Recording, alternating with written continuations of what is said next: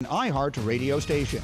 I'm Christine Lisi. A coaching change in Brooklyn. The Nets and coach Steve Nash mutually have agreed to part ways. Brooklyn off to a 2-5 start, dealing with another controversy surrounding Kyrie Irving as well. Nash being out in Brooklyn is not a surprise to ESPN's Nick Friedel. When you have nonstop issues off the floor, and the team is not playing well on the floor and isn't becoming the group that you wanted them to be, and you don't have the type of personalities that can all get on the same page and play well, I think Steve thought to himself, I got a lot of other things I want to do in my life right now. Suspended Celtics coach Ime Udoka has emerged as the likely next head coach in Brooklyn, reports ESPN's Adrian Wojnarowski. Boston will let him leave for another job. Jacques Vaughn is the Nets' interim coach. On this NFL trade deadline day, the Dolphins acquired linebacker Bradley Chubb from the Broncos for a package that includes Miami's 2023 first-round pick from San Francisco. Vikings filled a need at tight end, acquired TJ Hockenson from the Lions. Steelers traded receiver Chase Claypool to the Bears for a second-round pick. Think O'Reilly Auto Parts for all of your car care needs. We're close, convenient, and known for our guaranteed everyday low prices and excellent customer service from professional parts people you can trust. Stop by your local O'Reilly Auto Parts today. O'Reilly Auto Parts. Better parts, better prices every day. Now, your chance to win $1,000. Just enter this nationwide keyword on our website. Grand. That's grand. Enter it now. Log on now to ESPNAVL.com. And good luck from ESPN Asheville.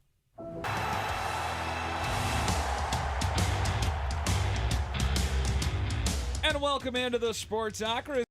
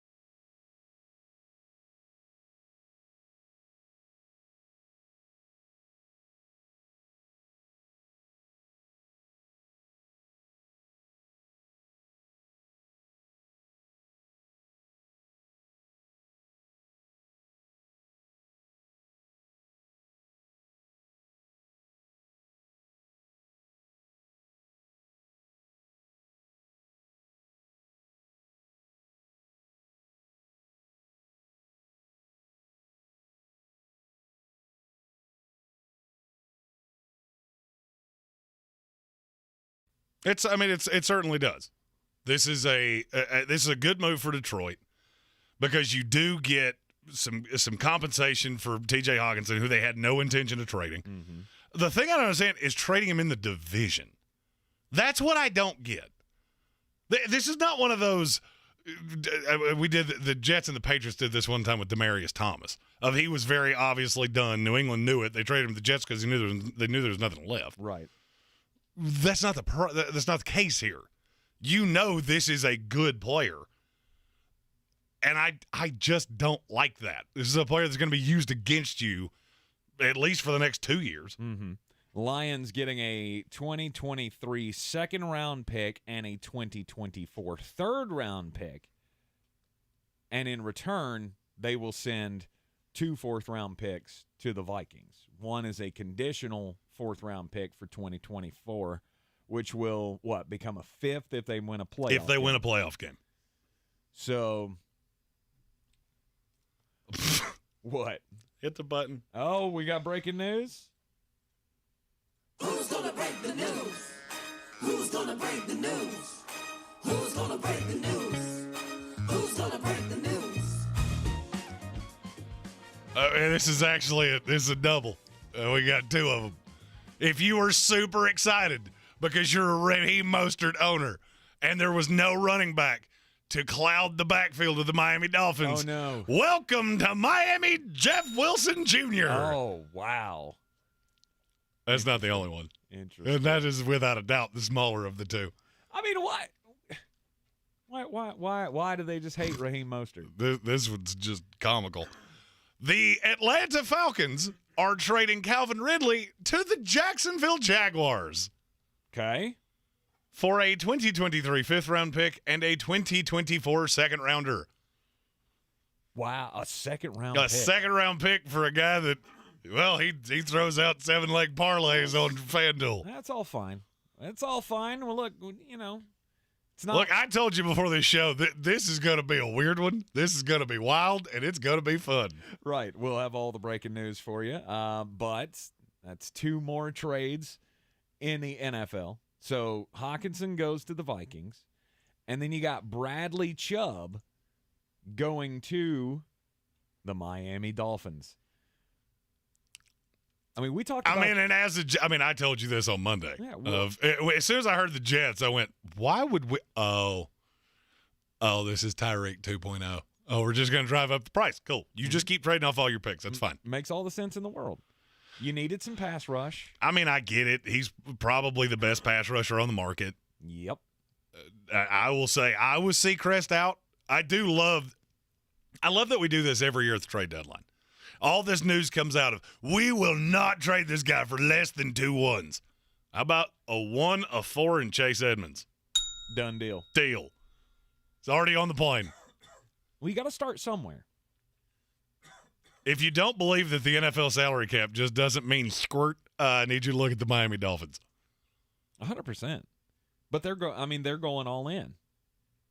They've got a window here, and they're going all in. The one thing that you needed to try to compete in the NFC East, the AFC East, was to add some pass rush. Stephen Towle so far with the comment of the day. What'd he say? The Jags are taking a gamble. Oh. It's not even a gamble. It's 100% a gamble because you don't know what he's been doing for the last 6 months. He could be out on a riverboat with Ed Orgeron, just playing craps or table games. I'm going to say he hasn't been. Jaguars getting Calvin Ridley. Let's see here. I was trying to find the particulars on this. What are you looking for? I've got Bradley them all. Chubb deal. It's a 1 this year, a 4 next year at Chase Edmonds. Yeah. And they get a 2024 5th-round pick. That's right. This was San Francisco's pick that they got in the Trey Lance deal because they had to forfeit their own pick in the first round. Hey, I mean, if you're a Dolphin fan, you should feel really good. You got Bradley Chubb and a conversation with Sean Payton for a first-round pick, for 2 first-round picks. Let's go. That's how you build a roster right there. Right. All that tampering. You can't be tampering. Chase Claypool upset because we're not running enough, we're not running enough 9 routes. And okay, you don't like it here in Pittsburgh? Well, we're gonna send you a place where maybe you'll get the ball, maybe you won't. He's going to the Chicago Bears. Yeah, that's the definition of be careful what you ask for. Mm-hmm. Coach Tomlin, I'm very angry that I have a quarterback that can't get me the ball, and I'm just out here running for no reason. Fantastic. We're going to trade you to a place with a quarterback that can't get you the ball, and you're just out here running for no reason. The worst part of that deal is the fact that Chicago gave up a second-round pick. Their own second. But they gave up their pick. They didn't give up the pick that they got from the Baltimore Ravens in the Roquan Smith deal. They gave up their own pick, which is going to be a top 40 pick. And makes zero sense. sense. Yeah, because the Bears probably don't win another game all year. If you don't believe me, look at their schedule. Find it for me. Right. Well, we'll maybe go a few doubloons to a charity of each of our choosing. Seeing as how they've already won 3 games that I didn't think they were going to win, you get no action from me on that one. You will from me. Look, I love this. This is the NFL doing the smart thing that it does. Ever since they pushed the trade deadline back, it's become more active, and you've gotten more things like this, which makes the draft more interesting. It makes this day infinitely more interesting. Just look at how many different teams have hope, and most of them are bad. Mm-hmm. The Jacksonville Jaguars are bad. Yeah, but they're not building it for this year. No, that's what I'm saying. So you go get a receiver for next year. That's almost like free agency in November. Mm-hmm. Like, hey, I have something to have some hope for. By the way, there are about 9,000 stipulations on that Calvin Ridley pick. Okay. They have to sign him to a contract extension for it to become a 2. So long as he's on the roster, it's a 4. Mm-hmm. So they could have gotten him for a 4 and a 5. Let's go. LFG. Come on. I like the move. I'm okay with it. Now, I will say that is the Jacksonville Jaguars just going, well, maybe not our year. Maybe we were a year early. Well, we know. We know it's not their year. What is your favorite move of the day so far? My favorite move of the day? Who do you feel the best about compared to how you felt when you woke up this morning? I'm going to say the Dolphins. I'm not. Mine's the Minnesota Vikings, because I think you took away one of the biggest problems that you had. Mm-hmm. Is now that when you get in the red zone, do you know what Kirk Cousins' QBR was throwing to tight ends? No. He was 30th in the NFL. Yikes. It was the big problem with this offense, because you got in the red zone and you immediately knew it's either Thielen, who is good in the red zone, or it's Jefferson. There was no third weapon. KJ Osborne, neat little feller. Mm-hmm. Dalvin Cook, not much of a receiving threat in the red zone. Right. And so now that thing that you do so well, you just got better at. And the NFC is prime for the taking. Outside of the Philadelphia Eagles, who do you know you feel good about? No one. Nobody. Miami, okay, so you go get Bradley Chubb. I understand you like the player. I feel like you have capped yourself a little bit, because now you're up against the cap until Tua has to sign a deal that is getting more expensive by the day. Mm-hmm. You think they're a Super Bowl contender now? No. Case in point. They're not close. So I'm glad you hesitated on that. I don't know why you did, but. No, well, I mean, they're not a Super Bowl contender this year. No, I mean, and I don't believe they will be moving forward. Maybe. And if they are, it certainly won't be because of Bradley Chubb. Yeah, I just think you undersell that. Again, this is he lives hurt. I get it. Your greatest ability is your availability. You're hoping that he will stay healthy, and you're also hoping that this is going to spark that pass rush, because you have Jalen Phillips on the other side. I mentioned this on Friday, I believe it was. I was reading that the Miami Dolphins are like 6th in the league in quarterback pressures, but they're like 30th in sacks. So they get pressure, they just can't get home. Now with Bradley Chubb, now you're going to get home. Now Jalen Phillips is going to be able to if get he's home. available. It's you have to admit this is available. A risk. Well, he's available now. Okay, and I'm sure he was 5 minutes before he got hurt last time, and the time before that, and the time before that. Right. I do find it strange that Denver had its best win of the year and then taps out on. Well, that's enough of that. We have to recoup some draft capital because Russell Wilson is terrible. Absolutely. I mean, is that not the path? Is that not what they should be doing? I don't fault them for it. Frankly, I commend George Payton for it. Mm-hmm. You look at this roster and go, Bradley Chubb is not going to be what takes us over the top on anything. No. So we get draft capital, we build this team around Russ, and we try to make chicken salad out of chicken excrement. Squat. Right. So those are the big trades from the trade deadline so far. I'm going to make a sweeping declaration that I'm going to bet we're not done. Oh, no. I will say we're not done. The next 45 minutes could have over or under 2.5. trades left to go. I think that's a good line. Yeah. I'm going to go over. Yeah, I am too. I'm going to go over. I was thinking because now I feel like teams are looking around going, well, Miami got Bradley Chubb and Minnesota, and I'm looking at some of these contenders, the weird contenders. Seattle. Mm-hmm. That's a name I've heard all day long. Not necessarily attached to any one player, just watch them do something. They have a ton of draft capital. It's going to be fun. Yeah. It's going to be a fun day. Yeah, it is. And we haven't even talked about the weirdest story of the day, which has nothing to do with football. You are in the Sportsocracy here on ESPN Asheville. It is also a Power Rankings Tuesday. We will start the Power Rankings after the trade deadline passes and continue to give you the ins and outs of all the deals that have been made today. And I will be live adjusting the Power Rankings as the trades happen. I've already moved one team. Already got one team that bumped themselves up a spot. That's why we're waiting until 4 o'clock.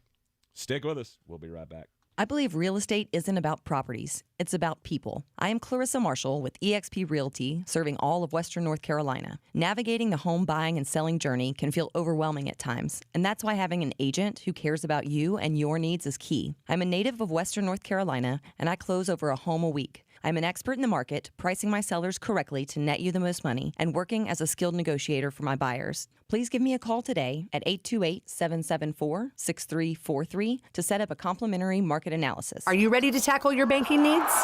Home Trust Bank's team of expert advisors and lenders want to be your teammate. We want to hear your story, learn your aspirations, and assist you with financial needs, and provide options that are tailored to you. With a wide range of personal, mortgage, and commercial services, you will discover all your banking needs under one roof with a local and personalized touch at Home Trust Bank. Score big with Home Trust Bank. Ready for what's next. Member FDIC, Equal Housing Lender. You might not know this, but the Ingles Bakery is actually a bakery. As in, we bake things, really delicious things. Things like crusty breads just waiting for that scrumptious strawberry jam. Apple fritters to pair perfectly with that morning cup of coffee. Cakes for any occasion, customized to your precise standards. And did we mention the cookies? It's all in the bag. Ingles, low prices, love the savings. Since man created roads, they've been looking for ways to get off-road and vehicles to take them there. That's where Outlaw Off-Road comes in. A premier off-road center for Jeeps, trucks, and SUVs with a complete lineup of off-road and overland services, including maintenance and repair to make your vehicle all that it can be. Check out their location right here in Western North Carolina at 85 Avery Creek Road. Call them today at 828-974-8480 or visit them on the web at theoutlawoffroad.com. Welcome your guests into a clean, healthy home this Thanksgiving by calling the cleaning pros at Zero Res Carpet and Air Duct Cleaning. Get 3 rooms of carpet cleaned for only $129 when you mention ESPN Asheville. Easily schedule your cleaning online at ZeroResAsheville.com. The midterms are here. With so much at stake, MSNBC has the in-depth coverage and analysis to give you a greater understanding. Watch coverage of the 2022 midterms, Tuesday at 6 p.m. Eastern on MSNBC. You wash your hands, you brush your teeth, but what about the nose? How do you clean your nose? With Navage. Navage uses powered suction to pull saline in one nostril, around the back of the nose, and out the other nostril, flushing out allergens, mucus, and germs. And it's why cleaning your nose, the body's air filter, is the next evolution in daily personal hygiene. People try Navage for lots of reasons. Sinusitis, colds, allergies, snoring, things that make it hard to breathe through your nose. But over time, they find that cleaning their nose makes them feel better, a lot better. Over 3 million Navage users have written more than 100,000 reviews, averaging 4.7 stars, saying, best product I've ever used, and amazing, I love my Navage. Navage helps you breathe better, sleep deeper, and snore less, but the biggest payoff is improved health. Navage is good personal hygiene and can help you stay healthier. At Walmart, Walgreens, CVS, Rite Aid, Target, and online. Navage, N-A-V-A-G-E. Clean nose, healthy life. The Sportsocracy. That is some good, clean family fun there, eh, Cott? Back in the Ingles studio on a NFL trade deadline day. And not only have the Pittsburgh Steelers sent Chase Claypool to the Chicago Bears, but there's also talk that they're finalizing a deal with the Washington Commanders to get William Jackson. That's already finalized. They finalized it's done. it? Yeah. I haven't seen an update on the trade compensation, but frankly, if he's a living, breathing corner, he's better than what they trotted out there Sunday. The last report from Ian Rappaport was that they're still working on the language in the deal. But it's been agreed to. And they have no idea what are not giving any idea what the trade compensation will be for the Washington Commanders. But this was, before that news came out, it was being rumored that the Commanders would just outright cut William Jackson. Which means it'll probably be a conditional 7 of him being on the roster. Hit the button! Oh, we got more breaking news! Who's gonna break the news? Who's gonna break the news? Who's gonna break the news? Who's gonna break the news? This is more confusing, not really because of the player. The Denver Broncos are trading for Jets pass rusher Jacob Martin. Exchange of 2024 4th and 5th round draft picks. Broncos give up a 4, get a 5 back from the Jets. Okay. That's a weird move. That's a low-key good move. That's a nice replacement to Bradley Chubb. I just feel like Denver's the team I'm looking at going, you don't really know what you are, do you? You don't know what to do. You know you need draft picks because you gave up a bajillion of them for let's ride. Mm-hmm. So you trade a pass rusher, then you go get another one. Mm-hmm. Okay. We got to fill a slot. It's fine. We're not just going to throw some practice squad guy out there. It's fine. Maybe develop a young guy. Who'd have thunk it? We don't have time for that. You also don't have any of those. Right. Oh, they do have Nick Bonito. But, Jacob Martin, I guess he is the great value version of Bradley no Chubb. doubt. Yeah, he is the diet right of Bradley Chubb. The Walmart gang there, they're rolling back the prices. He's actually a good situational pass rusher. That's why I laughed when people were asking me, are the Jets in on Bradley Chubb? No, they're trying to get rid of one of these guys, not add one. Right. And you maintain the only reason that you got that rumor floated out there was to drive up the price. No doubt. Well, we could be in after we killed one of your quarterbacks. We could be in. We're not, but we could be. Mm-hmm. Yeah. The dumbest move of the day. Chase Claypool. It's Chase Claypool. Unequivocally. It's not even close. And it's not even close because the Chicago Bears giving up a second-round draft pick for a guy who, I like him. I like the talent on him. I named a team after him. But he's not reliable. He hasn't been reliable for the Pittsburgh Steelers for the last 2 years or season and a half. I understand going to get him. I have no problem with that. What I don't understand is he doesn't fit what you need. You need that reliable, no doubt one. The guy that when I need 7 yards, he'll go get 8. Oh, that's Darnell Mooney. Stop. I'm just telling you that's what they believe. And now I just look at it and go, okay, you've got 2 2s, and then the rest of your receiving core looks a lot like my dating history before I met HWA. Mm-hmm. It's a lot of 4s. Mm-hmm. A lot of 4s. I'm sure Justin Fields is ecstatic for I can physically not overthrow him. He is that fast. You will find a way, I promise. He'll find a way. Or you will skip one to him like you're bouncing a pebble on a pond. Right. I just don't understand giving him a second-round pick. This is a good receiver draft. And to me, this is where teams like the Chicago Bears go awry.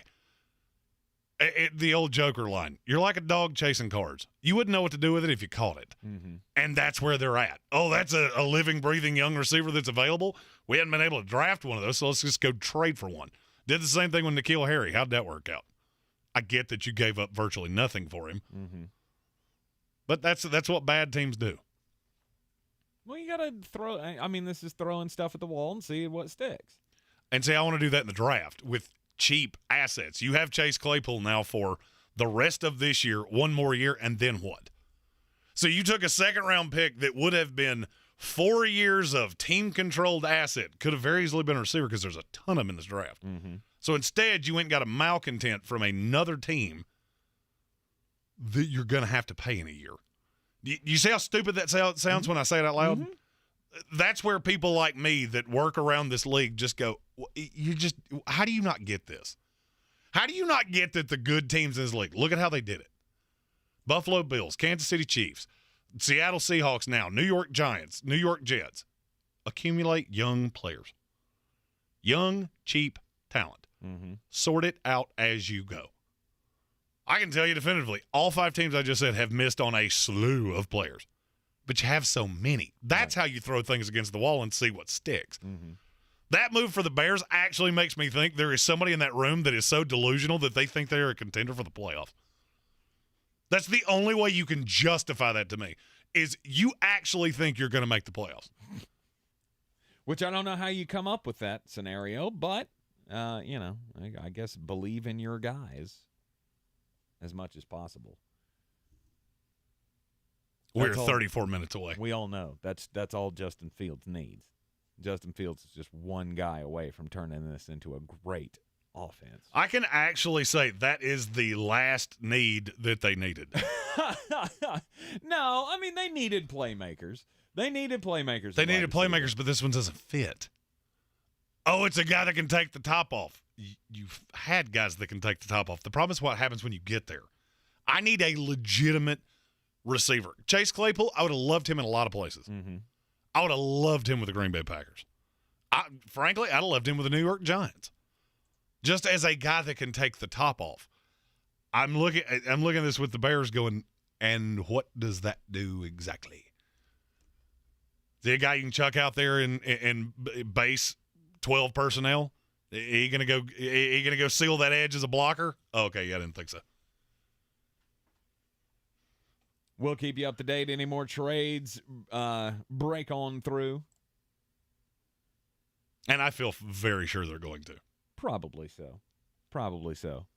The more and more I look at it, though, I'm really liking that Calvin Ridley deal. Because I mean, that's a team that's tapping out. You're buying a depressed asset. Yeah. For virtually no risk. But remember what he was. You remember what he was, and this is, I mean, I don't feel like this is a guy who's anywhere close to being done. Like this is not like a Julio Jones situation. I mean, like, Calvin Ridley's 20. Was he 25? 25, something like that. He's 27. 27. He will be 28 this year. Okay. Oh, yeah, that's right. Calvin Ridley was the one that somehow him and Amari Cooper were like almost the exact same age. Right. It's a low-risk, high-value play. That for Jacksonville. I do, too. That's a receiver. Now you have Kirk, Ridley next year, and now you try to develop players. Jacksonville, it'd be bad. Bad is good. Bad is good. San Francisco 49ers getting a 5th-round pick next year for Jeff Wilson Jr., who goes. I had heard a lot of smoke.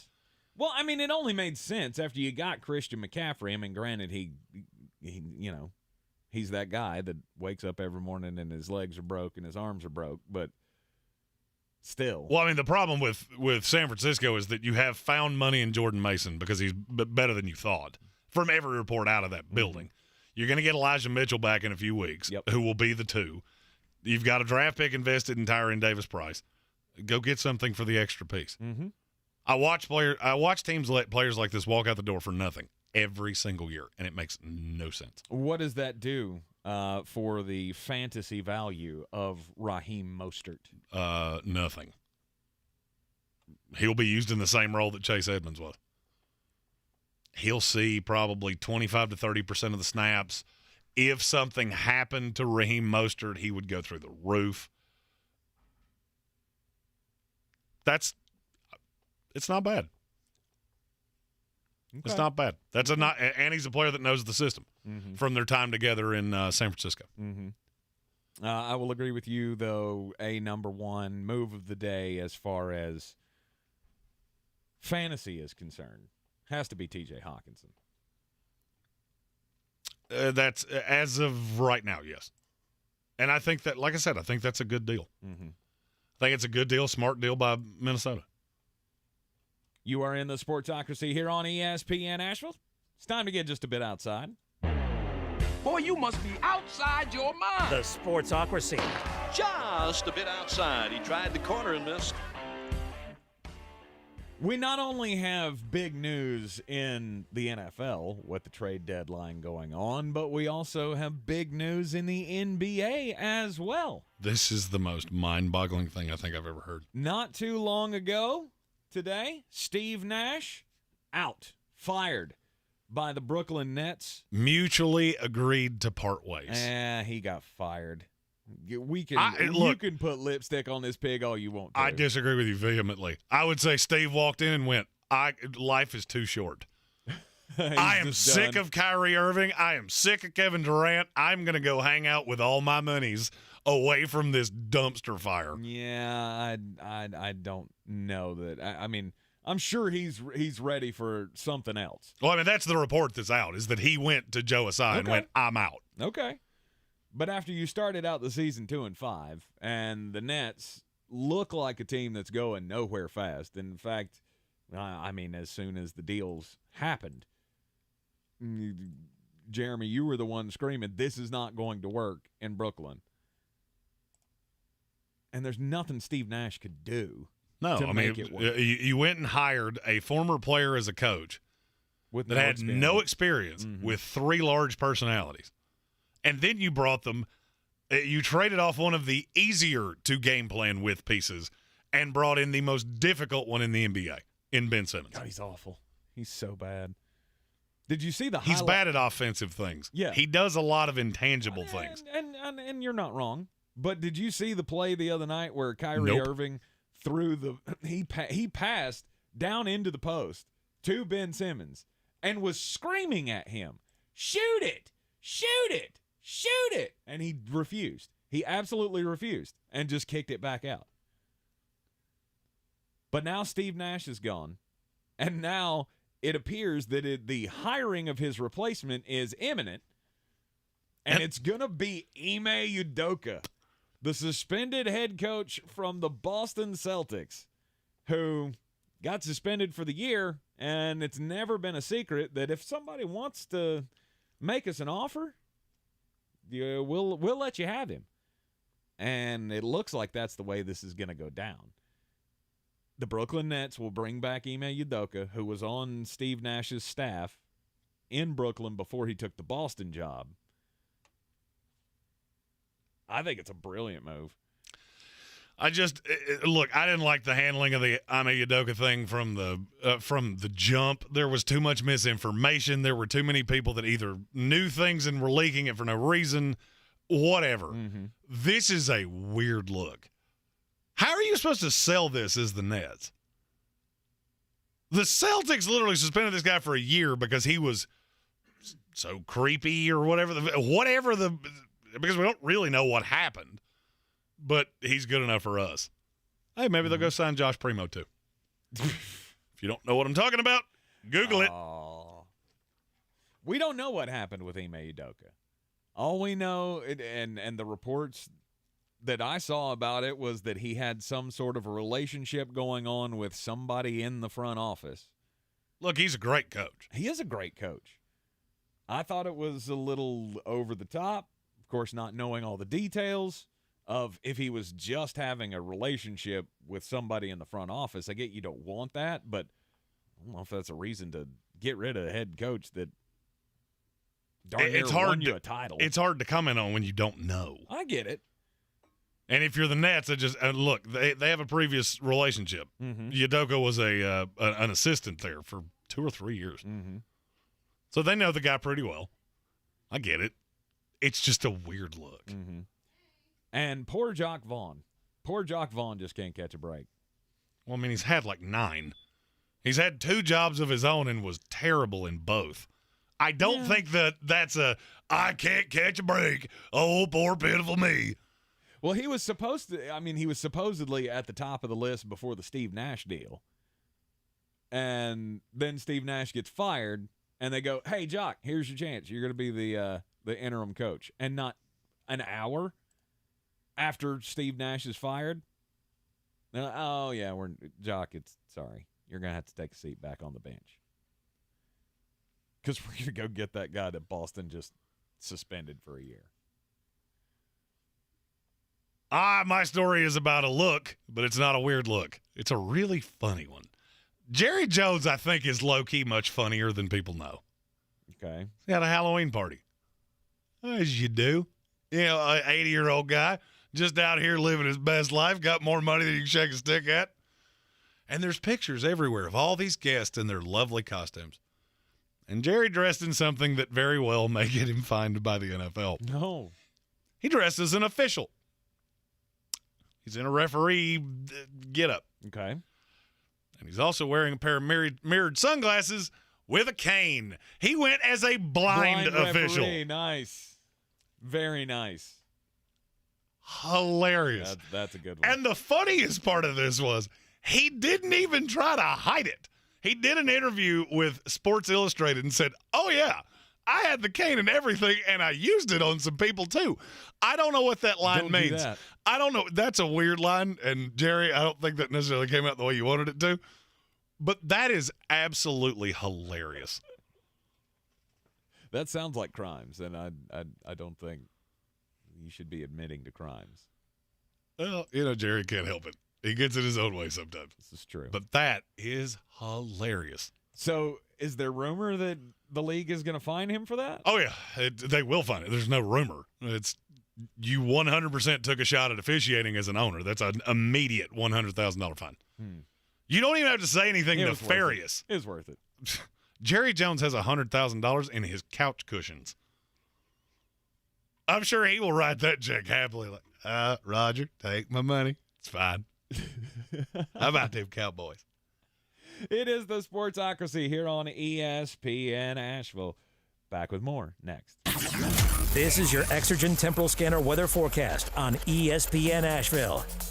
Well, early November, bringing some mild weather to the Carolinas. A sprinkle or two in the midweek forecast, but mainly dry right on through Friday. And above average numbers for us. We're at 46 degrees in the valley tonight. Upper 60s for Wednesday with a stray shower. Upper 60s near 70 degrees Thursday and Friday.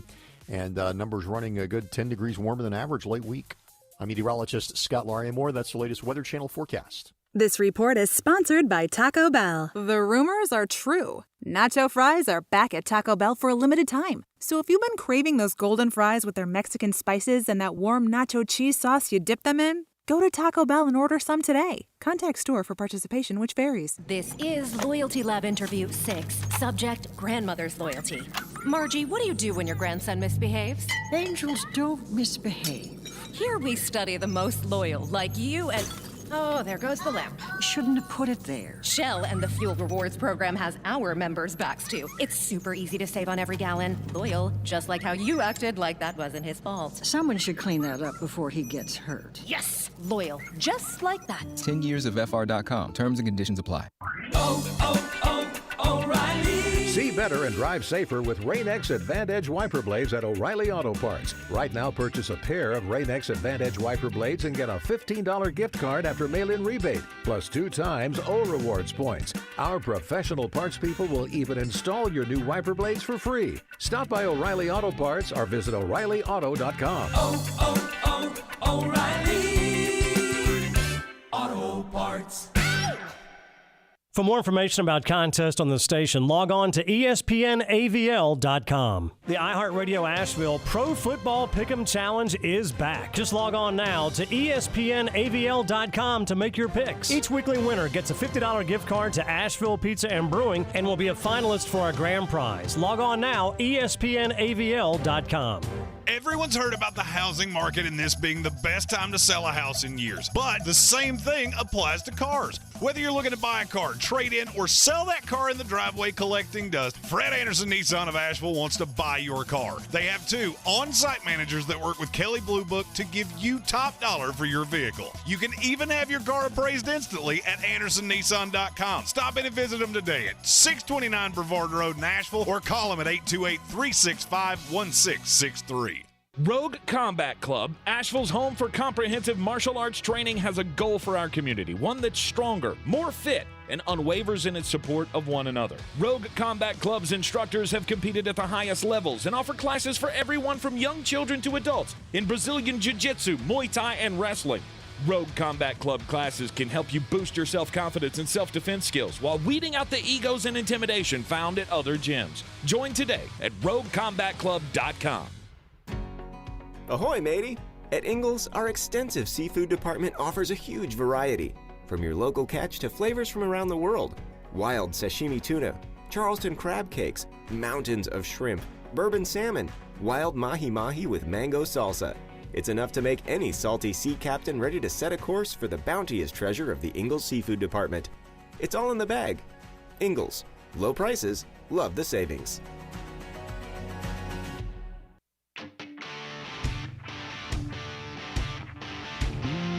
The Sportsocracy. Ice up, son. Ice up.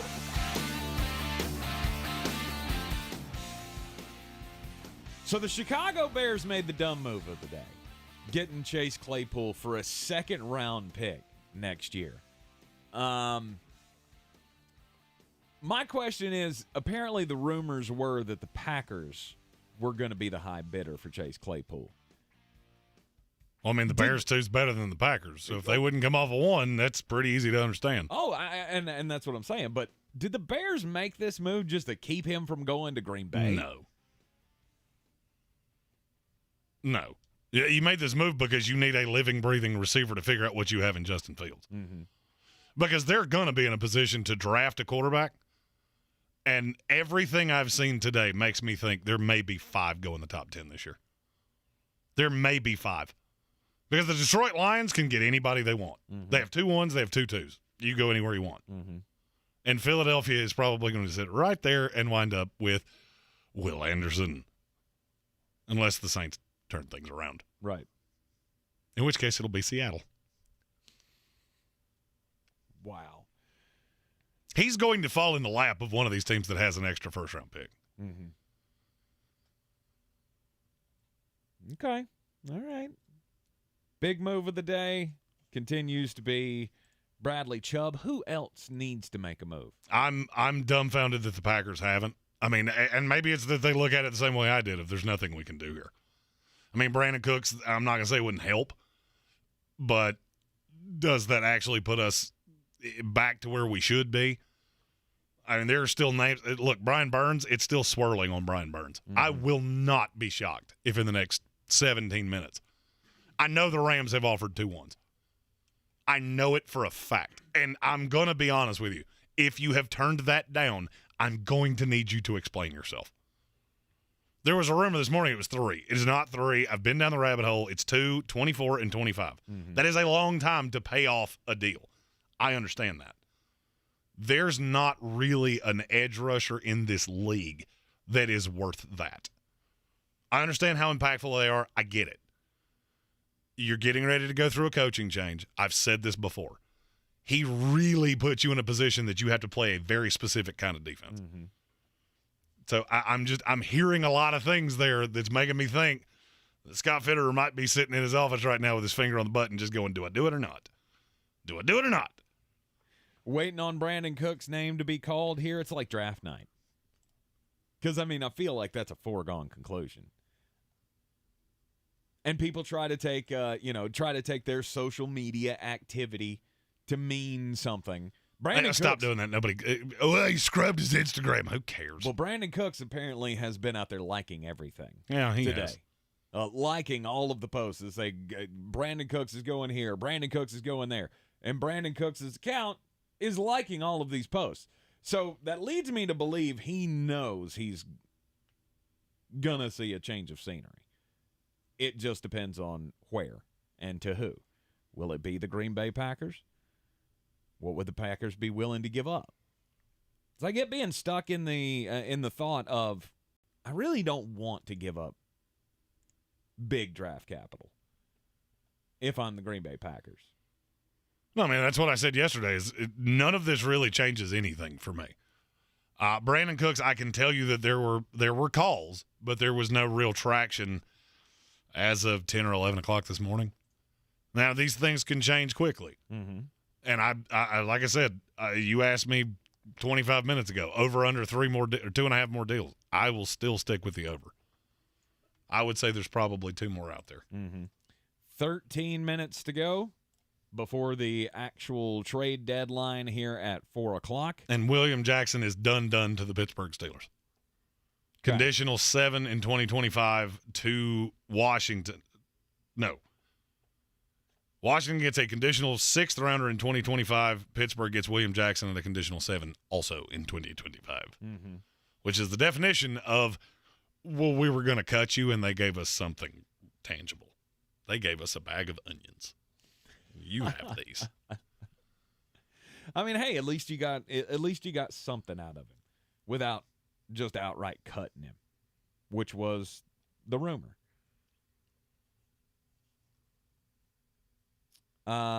Chiefs finalizing a deal. Let's see, who is this for? I hate it when they use Twitter handles instead of putting names in here. We'll get that to you in just a minute. I'm sure it'll come out. I have refreshed my Twitter so many times that I'm not sure my mouse actually works anymore. Frantically clicking on the other side of the desk is Jeremy Greene. So moves are being made. The Miami Dolphins trying to upgrade, trying to push themselves into even more of the playoff picture. I mean, they're already considered a playoff team. I think they'll continue to win a bunch of games with the offense that they put together. Now they've added a backup running back. They've added Bradley Chubb to help out the defense. Apparently, Jeremy's Jets are not going to do anything with Elijah Moore. Everything I heard on that was that nobody offered a 1. They had warmed to the idea, but it was going to cost you a first-round pick. There was no way around it. But can you can you mend things? Yeah, you're under contract for 3 more years. Not that hard. That's one of the most overrated things that people talk about. Well, can they mend fences? Yeah, you can look at him and stop being all millennial and everything has to land with a nice soft pillow on the ground. You're contracted for 3 more years. We can bury your career if you would like us to, but I don't think that's the best case for either of us. Look what we've done to Denzel Mims. And I'll say the same thing about him I said yesterday. He's been just buried at the bottom of the depth chart. He got an opportunity, made the most of it. He was another one. I wouldn't have been shocked if there was a move on him today. Well, there's still time. There's still time to get it done.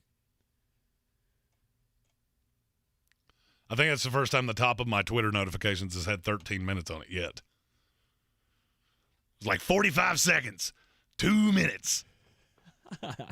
Well, maybe that's the sign that things are slowing down. Very well could be. But there also could be those, right at 4 o'clock dumps of now we're up against the clock. Now we've got to get the deal done. So we shall see. Take another break. Come back. Maybe there'll be some breaking news here in the Sportsocracy on ESPN Asheville. Ahoy, matey! At Ingles, our extensive seafood department offers a huge variety. From your local catch to flavors from around the world. Wild sashimi tuna, Charleston crab cakes, mountains of shrimp, bourbon salmon, wild mahi-mahi with mango salsa. It's enough to make any salty sea captain ready to set a course for the bounteous treasure of the Ingles Seafood Department. It's all in the bag. Ingles. Low prices, love the savings. Are you ready to tackle your banking needs? Home Trust Bank's team of expert advisors and lenders want to be your teammate. We want to hear your story, learn your aspirations, and assist you with financial needs, and provide options that are tailored to you. With a wide range of personal, mortgage, and commercial services, you will discover all your banking needs under one roof with a local and personalized touch at Home Trust Bank. Score big with Home Trust Bank. Ready for what's next. Member FDIC, Equal Housing Lender. Rogue Combat Club, Asheville's home for comprehensive martial arts training, has a goal for our community, one that's stronger, more fit, and unwavers in its support of one another. Rogue Combat Club's instructors have competed at the highest levels and offer classes for everyone from young children to adults in Brazilian Jiu-Jitsu, Muay Thai, and wrestling. Rogue Combat Club classes can help you boost your self-confidence and self-defense skills while weeding out the egos and intimidation found at other gyms. Join today at roguecombatclub.com. It's the Asheville Turkey Trot 5K and Gobble Wobble. Thanksgiving morning, November the 24th at 9:15 a.m. The Gobble Wobble starts at 8:30. The course starts and ends in downtown Asheville, and the proceeds benefit Manna Food Bank. In 2021, over 2,000 runners helped create 16,000 meals for Manna during the holiday season. Get signed up now. Go to AshevilleTurkeyTrot.com. AshevilleTurkeyTrot.com and bring the whole family. Before you hit the buffet, let's hit the streets. Proudly sponsored by iHeartMedia Asheville. Are you sick and tired of living with that constant pain in your knees and back? You know joint pain doesn't just keep you from doing what you love. It affects your job, your relationships, even simple things like getting dressed. It's time to call QC Kinetics. QC Kinetics uses advanced regenerative medicine to restore and repair damaged joint tissue, giving you your life back. Hips, shoulders, elbows, they can all be treated with natural biologics from your own body. Powerful healing agents, highly concentrated. If you're tired of steroid shots that don't work, or if you're trying to avoid surgery, call QC Kinetics now to schedule your free consultation. Learn about these exciting new cutting-edge treatments for pain caused by arthritis or injury. No drugs, no pain meds, no downtime. This is an all-natural treatment that can get you lasting relief. People here are raving about the results. Call now. Appointments are available for this coming week. QC Kinetics. Call 828-333-9517. That's 828-333-9517 with locations in Asheville and in Greenville. Again, that's 828-333-9517. This is Loyalty Lab Interview 6. Subject, grandmother's loyalty. Margie, what do you do when your grandson misbehaves? Angels don't misbehave. Here we study the most loyal, like you and... Oh, there goes the lamp. Shouldn't have put it there. Shell and the Fuel Rewards program has our members' backs, too. It's super easy to save on every gallon. Loyal, just like how you acted like that wasn't his fault. Someone should clean that up before he gets hurt. Yes! Loyal, just like that. 10 years of FR.com. Terms and conditions apply. The Sportsocracy. Pull up your pants, take off the bra, and be a man! Now we're looking on the streams here, waiting for the breaking news to come out right before the NFL trade deadline hits in about 8 minutes. If you're just joining us, there've been a bunch of moves today. Bradley Chubb has been moved from the Denver Broncos to the Miami Dolphins. The Dolphins also in a separate deal with the San Francisco 49ers, getting Jeff Wilson Jr. in a trade.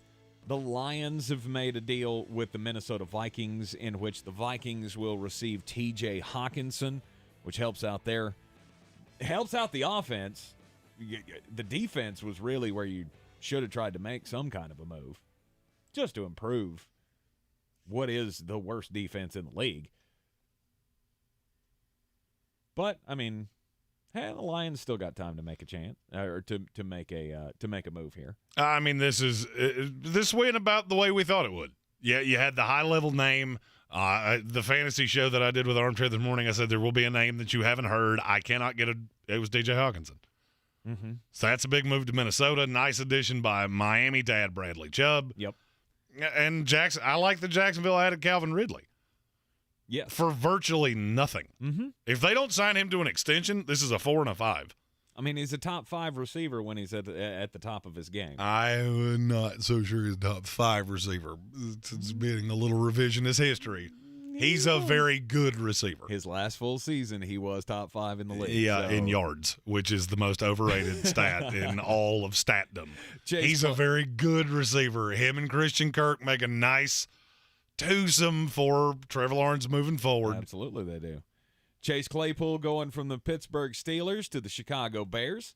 Also in another deal, the Steelers adding William Jackson III from the Washington Commanders for a 7th-round pick. Got all kinds of moves going on around the NFL. And just moments before the trade deadline will pass, so any deals are feverishly being filtered to the league offices right now to make. I'm stunned. I'm stunned that the Packers have not done anything. I'm not. I was kind of bracing for that yesterday because it very much falls in line with the strategy of that front office. This is where they are. It's not like one guy was going to change things, and I feel that way about a lot of teams. You know, the LA Rams, if they don't make a deal, I'm not going to be shocked. Mm-hmm. I'm not really sure what you thought you were going to do. Now, you were talking about mending fences. I am really looking forward to the Cam Akers walking back in the room like, hey, buddy, good to see you. I hope you're doing good. I missed you so much. I don't know. I mean, that might be a situation where they just put him on IR or something. They've already come out and said he will be returning to the team if he is not traded. Oh, okay. Well, we'll see how that conversation goes. Because that's another name that I was expecting to move at some point. Yeah, he was on Twitter earlier talking about, I miss football. Well, we've missed you playing it for 2 years. Right. So, Brandon Cooks. Kareem Hunt, I think, is the name I'm the most surprised. I felt like they were showcasing him last night. Of bring us that 4. Mm-hmm. We want that 4. Did it not feel that way to you? Because they got him a lot of touches. Yeah, but, I mean, that was also a blowout. They got him a lot of touches early. There was a point where I thought Nick Chubb was hurt because it had been virtually nothing but Kareem Hunt. Well, apparently nobody saw anything that they wanted to give up draft capital for. Yeah, it's hard. Jeff Wilson got a 5. That blows my mind that somebody wouldn't come off a 4, which is what I've been told they wanted. Mm-hmm. I mean, I would have done it, obviously, if I was in that situation. But there again, I mean, you have said time and time again, running backs are, dispensable. Oh, no doubt. So no doubt. Why would I give up draft capital when I know I can draft somebody in the 4th round next year? And look, there is nothing that's going to happen today that will make or break you. But I do look at Miami and go, you fixed one of your problems if he can stay healthy. Minnesota, you added a red zone threat that will make your offense more dynamic inside the 20-yard line. A lot of small things. There's not a Von Miller move here where you go, wow, that's just another weapon that makes you even more terrifying than you already were. Mm-hmm. A lot of rounding things off, but I think been quite an impactful day. It does appear that will be that. That will be that. Well, we shall see. Nope. Breaking news. Break the news. Who's gonna break the news? Who's gonna break the news? This might be the most confusing one I've seen yet. The Indianapolis Colts are trading Nyheim Hines to the Buffalo Bills. James Cook has a legitimate game, and they go, wait, that thing we drafted you to do, we're going to bring in another running back that does that better. All right, Buffalo Bills making the last move here before we got to take a break. When we come back, we'll get you caught up on everything. Start the process of power rankings for Week 9. This is your Exergen Temporal Scanner weather forecast on ESPN Asheville. Well, early November, bringing some mild weather to the Carolinas. A sprinkle or 2 in the midweek forecast, but mainly dry right on through Friday. And above average numbers for us. We're at 46 degrees in the valley tonight. Upper 60s for Wednesday with a stray shower. Upper 60s near 70 degrees Thursday and Friday. And numbers running a good 10 degrees warmer than average late week. I'm meteorologist Scott Larimore. That's the latest Weather Channel forecast. This report is sponsored by Indeed.com. Temperatures getting low but demand remaining high? You need Indeed. Their all-in-one platform helps you attract, interview, and hire candidates all from one place. And Indeed's interview tool lets you schedule and conduct virtual interviews right from their website. Visit Indeed.com/credit. Dancing crew, trip for 2, nailed the final interview. Game with Doug, brand new mug. Come here, kid. Give me a hug. The more you want to do, the more we want to do. Boosters designed for COVID-19 variants are now available. If you've had your primary series, schedule an updated COVID-19 booster appointment as soon as you're eligible. Sponsored by Pfizer and BioNTech. The Sportsocracy. What are you people? On dope? From the Ingles Studios, this is ESPN Asheville, WPEK, W225CJ Fairview, WMXF Waynesville, and iHeart radio station. This is SportsCenter. I'm Christine Lisi. Steve Nash's chaotic tenure as Nets coach is over. He and the team mutually agreed to part ways. Brooklyn's off to a 2-5 start and is dealing with yet another off-court controversy involving Kyrie Irving. Part of the problem for Nash and the Nets is that Kevin Durant and Irving weren't all in on their now former coach, believes ESPN's Kendrick Perkins. If they didn't want Steve Nash in the offseason, what the hell makes you think they wanted him at the start of the season?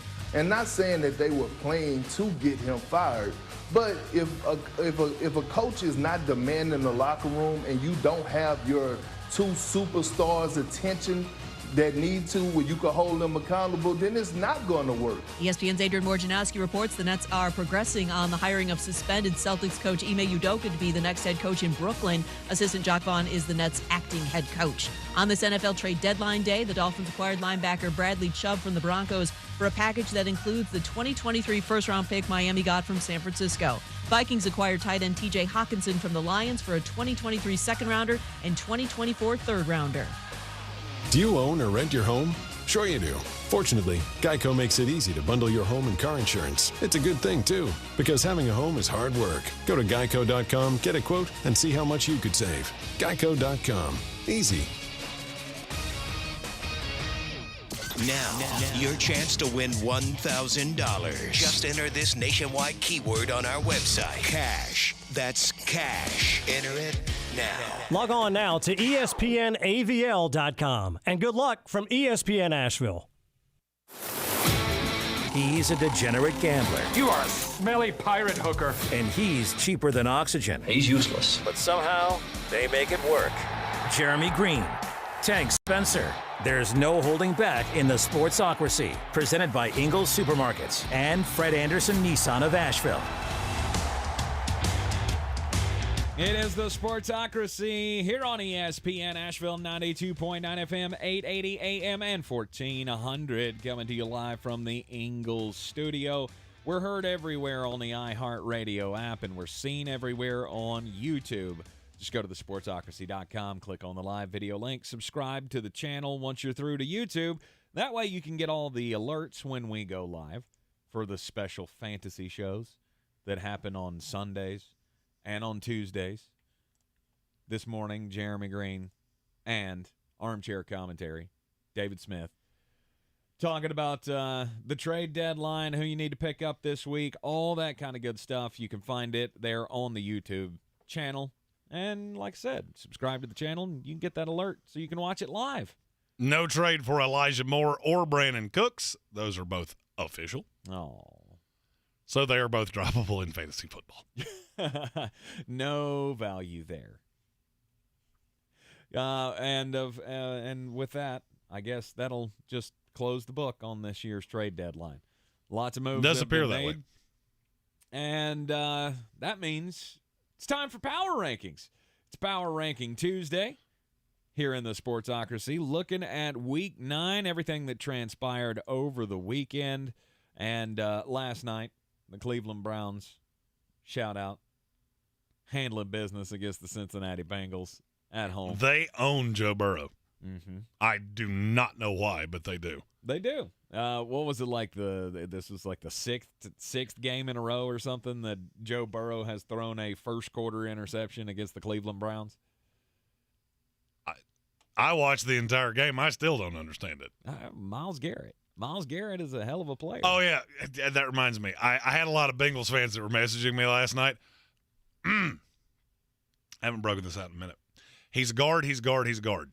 If I were your GM, you would not have to watch Jonah Williams play left tackle anymore. Mm-hmm. Because I would have found somebody at a bus station to play on the left side instead. Also, though, if you were their GM, they would not have Jamar Chase. So you win some, you lose some. Granted, they did not have Jamar Chase. They didn't last night either. Yeah, so. They didn't have Jamar Chase in the game last night, and that proved to be an issue because, well, I mean, without your field stretcher, which I don't really understand because, I mean, I know T. Higgins is not Jamar Chase, but it's not like he's just a bag of footballs. I don't understand how you didn't take any shots down the field, or many shots down the field, I guess, with Jamar Chase out of the lineup. Like something like 18 of their first 20 throws last night were only 10 yards down the field at most. They dinked and dunked a lot. But, I mean, that's Myles Garrett. When you know you can't get to the top of a drop, it's not shocking that you have your leading receiver is Joe Mixon. So it doesn't look like any other trades are going to come out here. And let's get into the power rankings as number 32 this week. It's the same as last week. The Houston Texans. Yep. They are awful. They're so bad they can't even trade Brandon Cooks. And, I mean, I get it if nobody's going to offer you anything, of which he doesn't have a ton of trade value. No. He's bounced around teams. He has a reputation for not being the best locker room guy. But you would think even for a 5, somebody would be willing to give you that? And then I go through the rest of the year with Nico Collins as my 1. You're not doing anything anyway. It does. I mean, and I get that, Okay. but you're also looking at Davis Mills going, is it the guy that we saw at the end of last year? Is it possible that he's the guy? I know he's been bad. I'm well aware of that. You are still trying to assess this team, so you can't completely gut the roster. And you do have to realize John Mechie, who was going to be the 2, he's on IR. Right. So it's hard to assess Davis Mills when he has Justin Fields receivers. There's a reason the Bears overpaid Chase Claypool. You should know by now. I feel like you should know that Davis Mills is not your guy. We're going to pick number 1 or number 2 next year. Well, I mean, that's easy for you to say because you got to realize that he was the highest drafted player in that draft class. So tapping out on him after 2 years, it's not something you do lightly, especially when what's the ulterior? All right, so we trade Brandon Cooks for a 5. Woo, we got a long snapper out of Alabama. I'm sure that'll turn it around. Or I get to keep a legitimate receiver, see the rest of the year with Davis Mills. I understand it. Right. Especially when I feel like I've found a foundational piece in Dameon Pierce. A foundational piece is not Davis Mills. And what? An addendum onto that Nyheim Hines trade? Yeah. The Bills are trading Zach Moss to the Colts as part of that Nyheim Hines trade and a conditional 6 going back to Indy. Okay. Again, Whoa. why? I don't know. Why is the big question here. But, okay. Houston's bad. We get it. Let's move on. Detroit Lions, number 31. And if games were 35 minutes long, I feel like the Lions would be markedly better than this. But they're not. They're not. And I'm hearing more and more that you may not see Jamison Williams all year. I'm not seeing much that I think you have actually figured out on that defense. That's the unsettling thing to me. You have a really good defensive coordinator. I love Aaron Glenn. I know Aaron Glenn. I think Aaron Glenn is going to be a head coach in this league. I have said if I had a team, he would be on the very short list of guys that I would want. Name me the defensive player that's getting better. Malcolm Rodriguez. End of message. Repeat the line. And that's the thing. So a mid-round linebacker. Woo. Aiden Hutchinson. You heard a lot from him? No. You know why? Because he hadn't been very good in large part. And there's just a lot of pieces of that defense that when Jeff Okudah might be the high water mark for you, that's a bad sign. But you got to build. I mean, you have to build it. And I mean, I get that, but you got a lot of draft capital wrapped up into this defense over several years, and I'm really not sure that you have any position. Settled. But they didn't do that. Like, right? Like, I mean, that was previous administration. This past year, you went Malcolm Rodriguez and Aiden Hutchinson. You can't tap out on Aiden Hutchinson because he hasn't been good in the first 9 games of his career. And I'm not saying tap out on him, but Aleem McNeil, Jeff Okudah, who I mentioned before. It's not just the 2 you said. There's a lot of draft capital wrapped up in this team, and I don't think you have any solutions. That would be the scariest part to me. Everybody's talking about, they made the move on Hockenson so they had the ammo to go get a quarterback. Jared Goff's not the problem here. No. I hate to break that to you.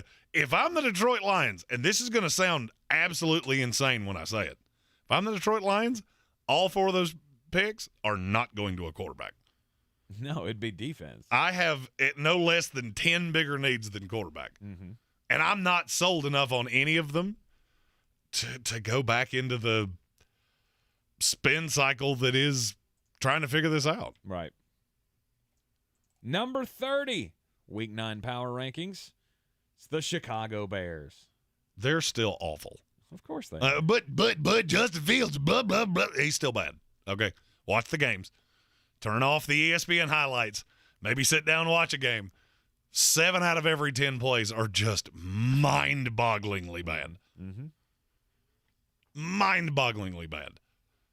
I fully believe, and people will tell me I'm crazy here, I think Justin Fields is competing for his future in the second half of this season. There is going to have to be some kind of progression because the Bears have a ton of money. A ton of money. And I don't see how anybody could possibly be sold that he's the guy. Right. I don't see how you could watch this and go, yeah, that kid has the makings of a future NFL star. No. He's a very gadgety quarterback. The problem is you don't have anything around him to make him better. But would that make him better? This goes back to the problem I had the night he was drafted. So you gutted the franchise of draft capital to go get him. Mm-hmm. Now you're having to trade off your highest-end pieces, Roquan Smith, to go get a second-round pick. Mm-hmm. So now you're gutting the defense to try to get draft capital to put pieces around him. This is going to be for year 3.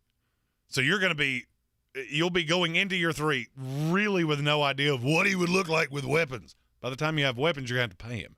Mm-hmm. And I got news for you. No.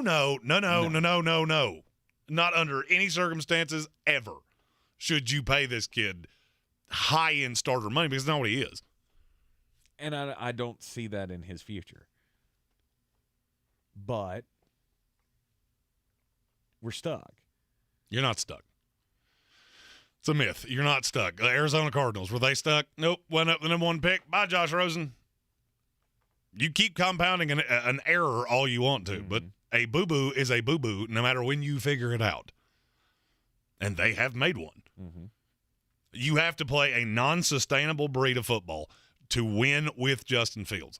And when you come up against a team, like you saw it with the Dallas Cowboys, that's the best game he's played as a pro. Not close. They never even threatened them. Best game he's played as a pro by a mile. Mm-hmm. Never even in doubt. No. And that's where you're at. But they still look at it and go, that's the best he's ever looked. Maybe the next game will be the best game he's ever looked. And that is what we call progress. Sendo in our YouTube comments asks, who hurts to watch more, Pickett, Fields, Trubisky, or Tim Tebow? It's Tim Tebow. He's the only one of those that ever played for my team. And that was, for me, was a lot like just handing somebody a wiffle ball bat and telling them to hit me in the face just as many times as you possibly can. But he never played quarterback for you. No, he played. He was Fullback? what was that term? When we had Mike Westhoff on the show, he was the personal protector for the punter. Ugh. Right, they threw him in at fullback. He threw a couple passes. He threw into Mark Sanchez that. He also had one hit him in the back of the head. Better thrower of the football, is it Uncle Rico from Napoleon Dynamite? Just the way you set that up. Is it Tim Tebow or Amari Cooper? Because that throw last night was based awful. It's close. I mean, it was awful. I'm going to take Odell Beckham Jr. I'm going off the board. I mean, he I don't know who that was, but he had somebody streaking down the sidelines, like wide open, and he went full on, nope, can't help it, can't do it, and threw up a duck. But still better than Tim Tebow. Correct. But that one throw to Demaryius Thomas. And then? Yeah. And then what happened after that? Chicago Bears, god-awful, coming at number 30. And at number 29, the Carolina Panthers. That's what I was You were this close to leading this division. On the bright side, you didn't gut your roster. Mm-hmm. On the not so positive side, you still have PJ Walker playing quarterback. So I mean, look, there are pieces there. There are pieces in Carolina. Mm-hmm. And this past week was drastically better. The last 2 weeks have been drastically better. But then you fall into this death by 1,000 paper cuts. And please, please stop talking about giving Steve Wilkes this job permanently. Mm-hmm. Just, okay, stop that. We talk about this on the show. Don't hire defensive coaches. It's a bad idea. Bad. Mm-hmm. Especially a coach who's already failed. I don't care that you've already failed. There have been good coaches that failed once, and then they went on to have a much better second act. Yeah, that's true. I don't care. The problem with this team is the offense. I've said this more times than I can count. The problem with hiring an offensive coach, even if you get the coordinator that fixes the offense, they're gone in a year to get their own job. Mm-hmm. Defensive guy, I can figure that out. The Wink Martindales of the world, there's one of those available every single year. I'll do that. You bring me Ken Dorsey. It's all I need to see. Or one of these other innovative offensive guys. Mm-hmm. I don't care who it is. Ben Johnson. I think I saw him on I told you about that. Yeah. Winding up on one of those lists of who should replace Matt Rule. Carolina Panthers come in at number 29. I like the fact that they didn't do something dumb at the trade deadline. But, I mean, I don't know what something dumb would have been. I mean, not getting full value for somebody. Like, if the L.A. Rams thing is true, and the Rams were offering 2 first-round picks, I get that one. That one's questionable. That is true. That one's questionable to me. I still like Brian Burns. I still feel like he's a cornerstone. And say I would have done that. And for me, I would have done that. I would have done it in a heartbeat. Mm-hmm. I wouldn't have even thought about it. Mm-hmm. You offer me 2 ones for a player that doesn't play quarterback, I almost don't care who they are. There are so limited exceptions to that. Mm-hmm. But you didn't do that. You want to build the roster, that's fine. Right. You have talent. This is, I think, an attractive job to coaches in the offseason. Now you need a quarterback. Yep. We'll take a break here on ESPN Asheville. Continue with week 9 power rankings next. This is your time saver traffic on the new ESPN Asheville. Traffic in Asheville still slow for us right now, particularly on 40 westbound from Crabtree Road, that's 209, all the way towards Fines Creek Road. Watch out for delay here through Waynesville. Then on 40 eastbound, more delays from Patton Avenue towards Newfound Road. I'm Tom Miter with your time saver traffic. This report is sponsored by Pfizer and BioNTech. Charging a cell phone can be like getting a booster shot. A booster is given to enhance or restore protection after a primary series vaccination, which wanes over time. Schedule an appointment when you are eligible. Sponsored by Pfizer and BioNTech. The midterms are here. With so much at stake, MSNBC has the in-depth coverage and analysis to give you a greater understanding. Watch coverage of the 2022 midterms, Tuesday at 6 p.m. Eastern on MSNBC. Okay, can I have everybody's attention for just a second? Morgan's media planning firm just landed a multi-million-dollar client. Because we won the pitch. She needs to staff up before trafficking hits a traffic jam. So we're going to need research, planning, buying, obviously, and probably data analytics. Indeed can help her hire great people fast. I need Indeed. Indeed you do. We instantly connect you with quality candidates whose resumes on Indeed match your job description. Visit Indeed.com/credit and get $75 towards your first sponsored job. Terms and conditions apply. This is Loyalty Lab Interview 6. Subject, grandmother's loyalty. Margie, what do you do when your grandson misbehaves? Angels don't misbehave. Here we study the most loyal, like you and... Oh, there goes the lamp. Shouldn't have put it there. Shell and the Fuel Rewards program has our members' backs, too. It's super easy to save on every gallon. Loyal, just like how you acted like that wasn't his fault. Someone should clean that up before he gets hurt. Yes! Loyal, just like that. 10 years of FR.com. Terms and conditions apply. When I finally drove the old car into the grave, I knew there was only one place I was going to go. Fred Anderson Nissan of Asheville, home of the family plan. And yes, they treat you like family. I went in, told them what I was looking for, told them my budget, and in no time, I was signing the paperwork on my certified pre-owned vehicle. They have the area's largest selection on quality pre-owned vehicles and certified Nissans. They go through a 167-point inspection, so you know it's not going to let you down. They gave me the Carfax report, so I know the history of my vehicle. And the Fred Anderson family plan gives me things like oil changes and car washes and loaner cars if I have to have major work done on the car in the future. For me, buying a car has always been an intimidating thought. But the folks at Fred Anderson Nissan of Asheville made it super easy. Don't be like me. Don't wait till the last minute to get a deal done. Go to AndersonNissan.com or stop by the showroom at 629 Brevard Road. And don't forget to mention we sent you from the Sportsocracy and get a $250 bonus on your trade-in at Fred Anderson Nissan of Asheville. Ahoy, matey! At Ingles, our extensive seafood department offers a huge variety. From your local catch to flavors from around the world. Wild sashimi tuna, Charleston crab cakes, mountains of shrimp, bourbon salmon, wild mahi-mahi with mango salsa. It's enough to make any salty sea captain ready to set a course for the bounteous treasure of the Ingles Seafood Department. It's all in the bag. Ingles. Low prices, love the savings.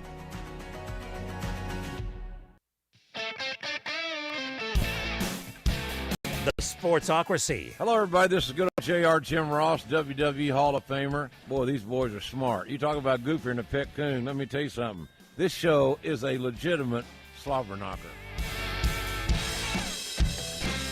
Back in the Ingles studio for Week 9 Power Rankings. The Carolina Panthers at number 29 and at 28 this week.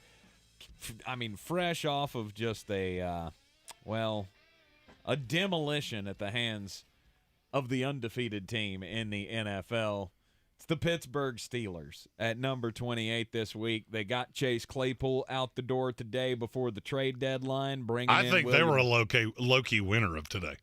Mm-hmm. To get a second-round pick in a draft that this is not going to be – it's not going to be a high-end offensive line draft because that's their biggest problem. That offensive line's a joke. Yes. You're playing a guard at left tackle, and I'm not talking Jonah Williams like I understand. No, he was forecast to be a guard coming into this league. Mm-hmm. Adding that extra pick gives you a better chance to build around Kenny Pickett in the 4 years that you have him cheap. Right now, it's ugly. It's ugly. Mm-hmm. It's going to be ugly. But there are pieces, and when TJ Watt comes back, the defense is better. You'll see things. They'll start to come together. Look, I think I do think Pittsburgh will look better by the end of the year. The part with them that I'm terrified of is Najee Harris looks awful. There was a meme that went out over the weekend of I think it was a swing pass where he's 2 yards behind the line of scrimmage. There's nobody in the frame. Mm-hmm. He gained 0 yards. That's terrifying. That's a guy you're heavily invested in, and he just seems to be questioning everything. But wouldn't you? Wouldn't you be questioning Not everything? in that scenario. In that scenario, I'd be going, it's daylight. But it's the first time I've seen Ruben forever. Right. You would think you would want to capitalize on that, but it's always going through your mind of who's missing their assignment this time. Who's the one that's going to get me killed this time? That always runs through a player's mind. And Najee's no different. We know he's a good player. He just needs a little bit of help. And take advantage of the wide open plays that you have. Pittsburgh is not good. The offense is not good. They got something out of Chase Claypool, and nobody turns, later round picks into stars more than the Pittsburgh Steelers. That's a phenomenal drafting franchise. And so to add a second-round pick for a malcontent receiver that I don't think was ever going to be better than your 3, that's a win. Mm-hmm. By the way, breaking news! Ooh. Break the news. Ha! Who's gonna break the news? Jeremy. Who's gonna break the news? Who's gonna break the news? We got one more. Oh! Rashad Fenton has been traded to the Atlanta Falcons. Well, thank God for that. I mean, that means I was right because there were 3 trades. Over 2.5. There you go. There's the only reason I even said that. That's a good deal for the Falcons.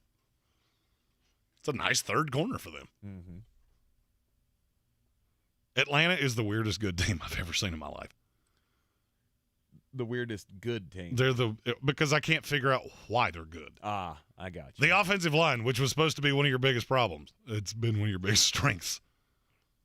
I mean, I don't feel like they're good.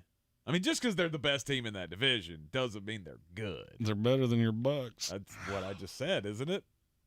Isn't that what I just said? And still good for right now. Or still better than them for right now. We'll see. This team plays hard. Mm-hmm. They do. I mean, you're not going to hear Atlanta's name for a minute. You'll hear Tampa pretty soon. Yeah, it's not going to be too long.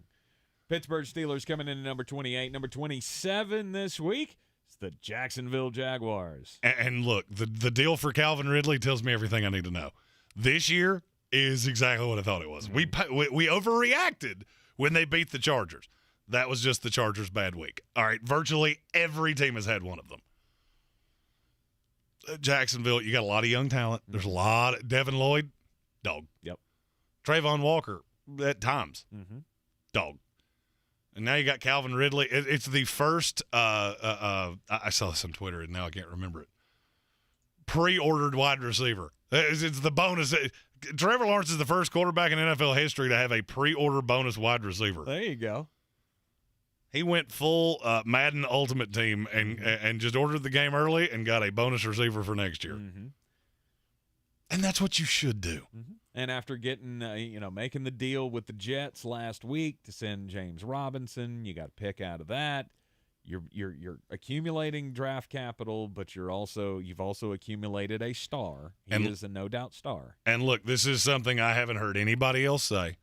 In a year where you know this many quarterbacks are going to go, having a guy and being in the top 10 means you are going to add another tremendous piece. Mm-hmm. There's really good high-end talent in this draft. I saw somebody in the comments ask about mock draft Thursday on the YouTube channel. Let's go! All right, we'll got the mock draft coming up Thursday. Two-round mock draft. Oh, my goodness. Oh, we're there. You're already starting the multiple rounds? Look, look, as a Jets fan, I understand. Now, this year, I have hope. Not much, but I have hope. I understand what it's like to be a fan of these teams. Mm-hmm. I'm here for you, the people of this show. Jacksonville Jaguars coming in number 27. Are you convinced about Travis Etienne before we move on? Yes.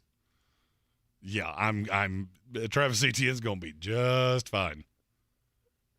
So that's a team that's got a lot of building blocks for the future. They'll have another high draft pick this year. We were too early in the season. Number 26, a team that I feel like we've been way too high on. Oh, yeah, I'm out. Way too high on. They were in the top 10, I think, of the preseason power ranking. Yep. And it's the Las Vegas Raiders have fallen all the way to 26 after they just couldn't find any offense this week and a 24-0 trip to New Orleans against the Saints. Dead to me. You are dead to me. Finally, I did get a text message yesterday morning from Binky Engel, our resident Raiders fan, or one of our I was about to say we have a lot of resident one Raiders of our fans. resident Raider fans who said, just wanted to check in with you, see how your morning's going. Thank God it's Tar Heel season because I am not watching another Raider game all year long.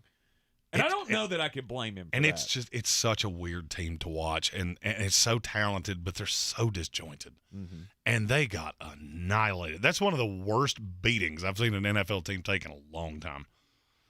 And it's just not coming together. I mean, I know the line's not good. I could make that argument. Waller. And even when he's been out there, he's not been good. It feels to me like Josh McDaniels has come in here and he's doing the Charlie Weiss thing. Of, look at my ring. I won this. I'm smarter than everybody. We do it my way. And it's not working. Not working. That is an infuriating team. And I frankly, I feel sorry for Raider fans. Right. So much hope and so much reason to have hope. Your cousin Colin Greene in the YouTube comment says, we dog with a pilled the Raiders. Correct. Yeah, you did. Yes, you did. Yeah, you did. Just booped it. Just a little peanut butter. Yep. Eat that. Just eat it. 24-0. New Orleans Saints trouncing the Raiders, and the Raiders have fallen all the way to 26 in the Week 9 power ranking. Ask Alice in our YouTube comment said Josh McDaniel is the new Adam Gase. I feel like he was Adam Gase before Adam Gase. He's like that stupid running up the hill song. It was retro, and now it's new again. Had 2 runs. Right. He wasn't good in Denver the first time, went back to New England, got his shot now with the Raiders, and it's just not working. You remember that Seinfeld episode where they shot the pilot and there was a car wreck and he had to be the guy's butler, and it just didn't make any sense? I feel like that's Josh McDaniel's next career move. Bill's going to retire, and he's going to have nowhere to go to look smart, and he's just going to go be Bill's butler. Or he could be the best coach in the XFL. Did you see that they put out the names for the XFL? No. One of them's the San Antonio Brahma. Okay, Dwayne. All right, this is one of those times I'm going to – you're not The Rock right now. I see what you're doing there. Stop that. Now I got to look this up. It's the outline of a bull's head. Oh, well, of course it is. The San Antonio Brahma. Is that even really a word? Brahma? Yes. Yeah, Brahma bull. I like how you looked at me like I should know that. Well, I mean, he was called the Brahma bull. I know that, but I didn't know if it was a made-up term. The San Antonio Brahmas. It's not good. Nice. Seattle Sea Dragons. Yeah, that's also not good. You were so close to getting it right with the Seattle Sea Chickens. We can't get away from the Vipers either. You just got to have a Viper somewhere. No, and they had a team in Vegas. It's the Las Vegas Outlaws. You got that wrong, too. Oh. You got that wrong, too. All right, listen here, Rock. I understand you got a show, and you're doing all kinds of movies that are largely terrible. Stop messing with things. This was headed in the right direction, and you're messing with stuff. The Arlington Renegades? Yeah, they moved them from Dallas. That's interesting. Okay. And the rest of them are, Orlando Guardians. Yeah, and here's the thing. Based on how absolutely irrelevant the NBA is, you'll probably hear a lot of XFL talk come March. But thank God we got the St. Louis Battlehawks back. Still awful. 100%. All right. That went off one way more of a tangent than I intended on it. Yeah, learn something new every day. I had not seen that, so I'm glad you imparted some knowledge on us today. Number 25. I feel like Jeremy's too low on this team, but we mutually agreed that this team will slot in at number 25, and we'll tell you who it is coming up in just a minute. But first, let's get weird. On the weird scale, there's Vegas, there's Florida, and there's Asheville. Let's get weird, Asheville. All right, today was another panicked day in the UK for train travelers. Birmingham New Street Station got shut down today because of a suspicious package. Around 3 o'clock this afternoon, they're the Greenwich Mean Time. They completely shut down the station. They evacuated it, sent everybody out onto the street, as you do when there's a suspicious package around, because, somebody spotted what appeared to be a grenade sitting on the train platform. Well, they did the investigation. It was not a grenade.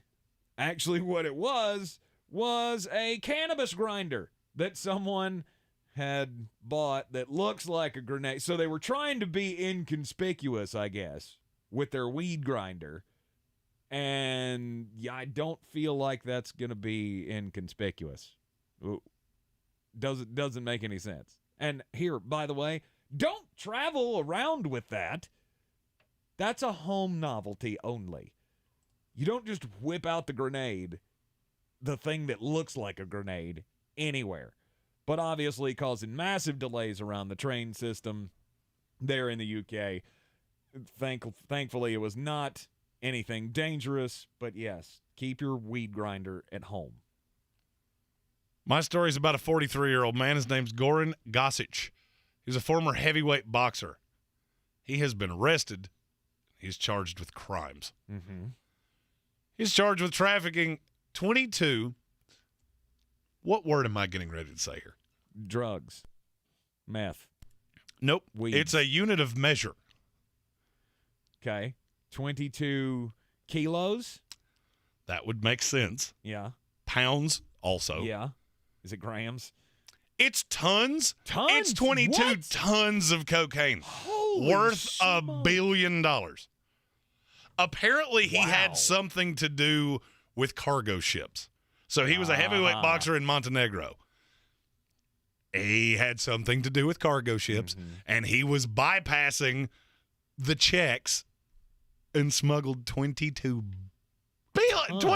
tons of cocaine worth $1 billion. Jeez Louise. That gets into RICO, which means I'm going to say that there's a great chance that Mr. Gossage has seen his last of the sun. Oh, no doubt. 22 tons. Tons.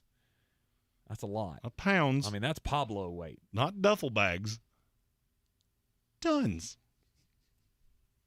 Wow. Insane story. I'd never heard of the guy before. He has violated the Maritime Drug Law Enforcement Act, which No kidding.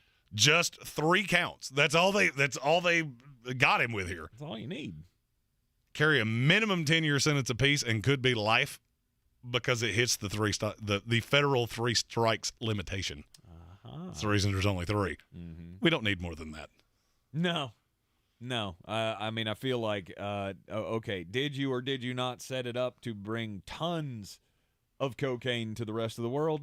Yes. Okay. Bye. We'll see you later. Game over. And that was the end of the heavyweight boxer's career. Number 25 in the Week 9 Power Rankings. We'll reveal who it is up next here on ESPN Asheville.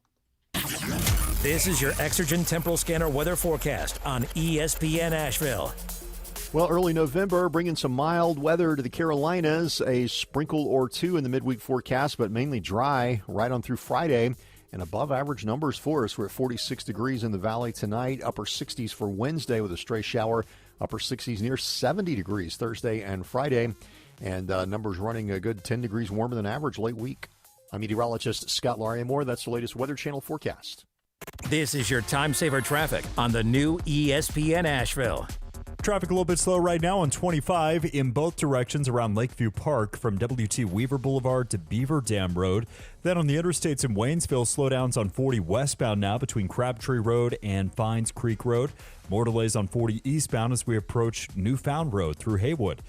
I'm Tom Miter with your Time Saver Traffic. This report is sponsored by Taco Bell. The rumors are true. Nacho fries are back at Taco Bell for a limited time. So if you've been craving those golden fries with their Mexican spices and that warm nacho cheese sauce you dip them in, go to Taco Bell and order some today. Contact store for participation, which varies. Are you sick and tired of living with that constant pain in your knees and back? You know joint pain doesn't just keep you from doing what you love. It affects your job, your relationships, even simple things like getting dressed. It's time to call QC Kinetics. QC Kinetics uses advanced regenerative medicine to restore and repair damaged joint tissue, giving you your life back. Hips, shoulders, elbows, they can all be treated with natural biologics from your own body. Powerful healing agents, highly concentrated. If you're tired of steroid shots that don't work, or if you're trying to avoid surgery, call QC Kinetics now to schedule your free consultation. Learn about these exciting new cutting-edge treatments for pain caused by arthritis or injury. No drugs, no pain meds, no downtime. This is an all-natural treatment that can get you lasting relief. People here are raving about the results. Call now. Appointments are available for this coming week. QC Kinetics. Call 828-333-9517. That's 828-333-9517 with locations in Asheville and in Greenville. Again, that's 828-333-9517. At Ingles, whether we're celebrating Friday night rivals, televising college basketball games, bringing the Fan Fest to semi-pro soccer, or taking you out to the ball game at your minor league park, it's all in the bag. Ingles, low prices, love the savings. I believe real estate isn't about properties. It's about people. I am Clarissa Marshall with eXp Realty, serving all of Western North Carolina. Navigating the home buying and selling journey can feel overwhelming at times, and that's why having an agent who cares about you and your needs is key. I'm a native of Western North Carolina, and I close over a home a week. I'm an expert in the market, pricing my sellers correctly to net you the most money, and working as a skilled negotiator for my buyers. Please give me a call today at 828-774-6343 to set up a complimentary market analysis. Everyone's heard about the housing market and this being the best time to sell a house in years. But the same thing applies to cars. Whether you're looking to buy a car, trade in, or sell that car in the driveway collecting dust, Fred Anderson Nissan of Asheville wants to buy your car. They have 2 on-site managers that work with Kelly Blue Book to give you top dollar for your vehicle. You can even have your car appraised instantly at AndersonNissan.com. Stop in and visit them today at 629 Brevard Road in Asheville or call them at 828-365-1663.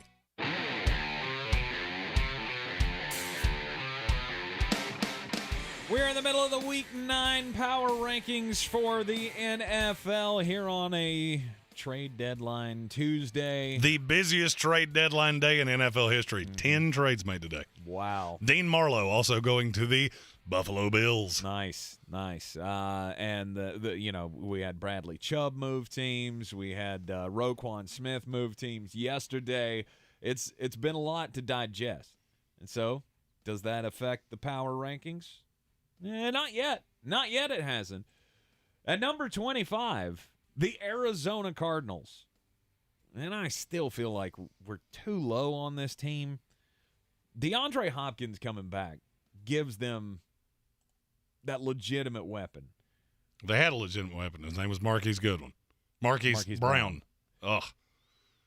I hate when they're both relevant at the same time because for some reason it's like Russell Wilson and Russell Westbrook. Right. But Marquise Brown, done for the year. Ask yourself this question. Mm-hmm. Look down their schedule. Mm-hmm. This week, Seahawks. Who you taking? Where is it? In Arizona. For me, that does not matter. I mean, they got a chance. At the Rams, 49ers, Chargers, Patriots, at the Broncos. I don't see wins there. This is a dysfunctional team. Broncos. I don't believe that. You do one thing. You DeAndre Hopkins will. Mm-hmm. That's it. Think about it this way. If DeAndre Hopkins got abducted by space aliens, where would this team be? Honestly. Go 4 weeks. Yeah, they're not good. How many teams in the NFL would they legitimately be better than? Yeah, 4 or 5. I think that's a stretch. I'll be honest with you. I think the Panthers are better than them without a receiver. That's one random player. That's all you have. Mm-hmm. But Zach Ertz, I don't care. You have a 4'7" quarterback that constantly chirps at his coach. Mm-hmm. There's an implosion coming, and you're 3-5 as it sits. And your wins are over 2 teams that we've already said and one that ain't far away. And you have gotten smoked by the good teams you've played. They have. They've obviously got problems. At number 25, Arizona Cardinals. I still feel like that's a better team than number 24, the Indianapolis Colts. That team's bad. If they played right now on a neutral field, you have to bet your house who you taking. Oh, I think I'd take the Colts. There you go. I mean, I meant the Cardinals. And you would probably lose your house because that defense is bad. Okay. Look at it this way. Every time Arizona's played a team with a legitimate offense, mm-hmm. they've lost. Every time. Mm-hmm. They should be 2-6 if the Raiders had not just completely melted down. It took 2 defensive touchdowns to beat the Saints. Mm-hmm. They're not good. And I fully believe the Seattle Seahawks are going to house them at home this week. Okay. All right. Indianapolis Colts. What is there to like? I mean, the defense, I guess. Shaq Leonard coming back. It did show some spark in that defense this past week. Indianapolis is a team that can go one of 2 ways because you got 3 of your next 4 are infinitely winnable. And if you winnable them and you're sitting at 6-5-1, the thing about Indianapolis, you've got to stop getting behind. They love to fall into a hole. And I'll be honest with you, the Sam Ehlinger thing, maybe Frank Reich's just not very bright. Because if that's better than Matt Ryan has atrophied to a buddy point. Right. Well, he just lost the game to Washington that there was absolutely no reason for you to lose. Well, Matt Ryan doesn't lose that game. Well, and somebody's got to get the blame, And so today, the Indianapolis Colts firing their offensive coordinator, Marcus Brady, because it doesn't look good. Maybe it's just on Frank Reich. Maybe what, Jeremy, you've been saying about Frank Reich is true for the last couple of years, or at least all of last season and the beginning of this season. He's just not a very good coach. And I don't think he is, honestly. I mean, we rail on every other coach that gets hired because they're an offensive guru, and the offense is terrible. This offense is terrible. Jonathan Taylor is the forgotten man. I've gotten more trade questions since this show started with Jonathan Taylor's name in it than any other player in the NFL. Because so many people went into this season going, he is the best player in the NFL, and he's been fine. He's not been anything to write home about. Right. So, I mean, I think there is a legitimate case for Frank Reich's not a very good coach. Number 23, it's the Denver Broncos. I don't think they know what they are, as evidenced by, let's trade our best pass rusher, and then add another one. They know they boo-booed with the Russell Wilson thing. There's no doubt in my mind, George Payton, you get him in his office, and you say, truth serum, you tell me the truth. Yeah, I wouldn't do this again. I wouldn't do this again. But the defense is good. And I think the defense will be good even without Bradley Chubb. I just don't know that that's enough. I did see – the reason they're as high as they are is because I did see Russell Wilson get out of the pocket this week. And that gives me hope that maybe Nathaniel Hackett is figuring it out, of asking a quarterback who made his hay by being a great extender of plays to sit in the pocket and throw darts is dumb. Your offense is terrible. I do think you found something with Latavius Murray, though. Yeah, maybe. Mainly because he's not Melvin Gordon. That if usually I say your greatest ability is your availability, Latavius Murray's greatest ability is his not Melvin Gordonness. Okay. Number 22, the Cleveland Browns, who shellacked the Cincinnati Bengals last night. I don't understand Cincinnati. I don't understand Cincinnati, and I don't understand Cleveland. I've never seen a team that ranges as much as they do. From just pillar to post. You look like one of the 5 worst teams in the NFL. You got beat by the New England Patriots so badly that I honestly thought they should just call the fight. Throw in the white towel because you were getting eviscerated by a terrible offense. And you come out and pound the Bengals on Monday Night Football. The question is, can you get to when Deshaun Watson comes back? Can you still have anything to play for? And your schedule is so gross. And the 3 games you have left without Deshaun Watson are at the Dolphins, at the Bills, and the Bucs. You will get hammered in one of those. You may get hammered in 2 of those. You have to win that Bucs game, and you really need to beat the Dolphins. And that's coming off a bye. And the way the Bucs defense is playing, especially against the run, which is what Cleveland loves to do with Nick Chubb, they got a real shot to win that game. But I mean, here's the thing: if you can win 2 of these 3, look, you're not beating the Bills. That's not gonna happen.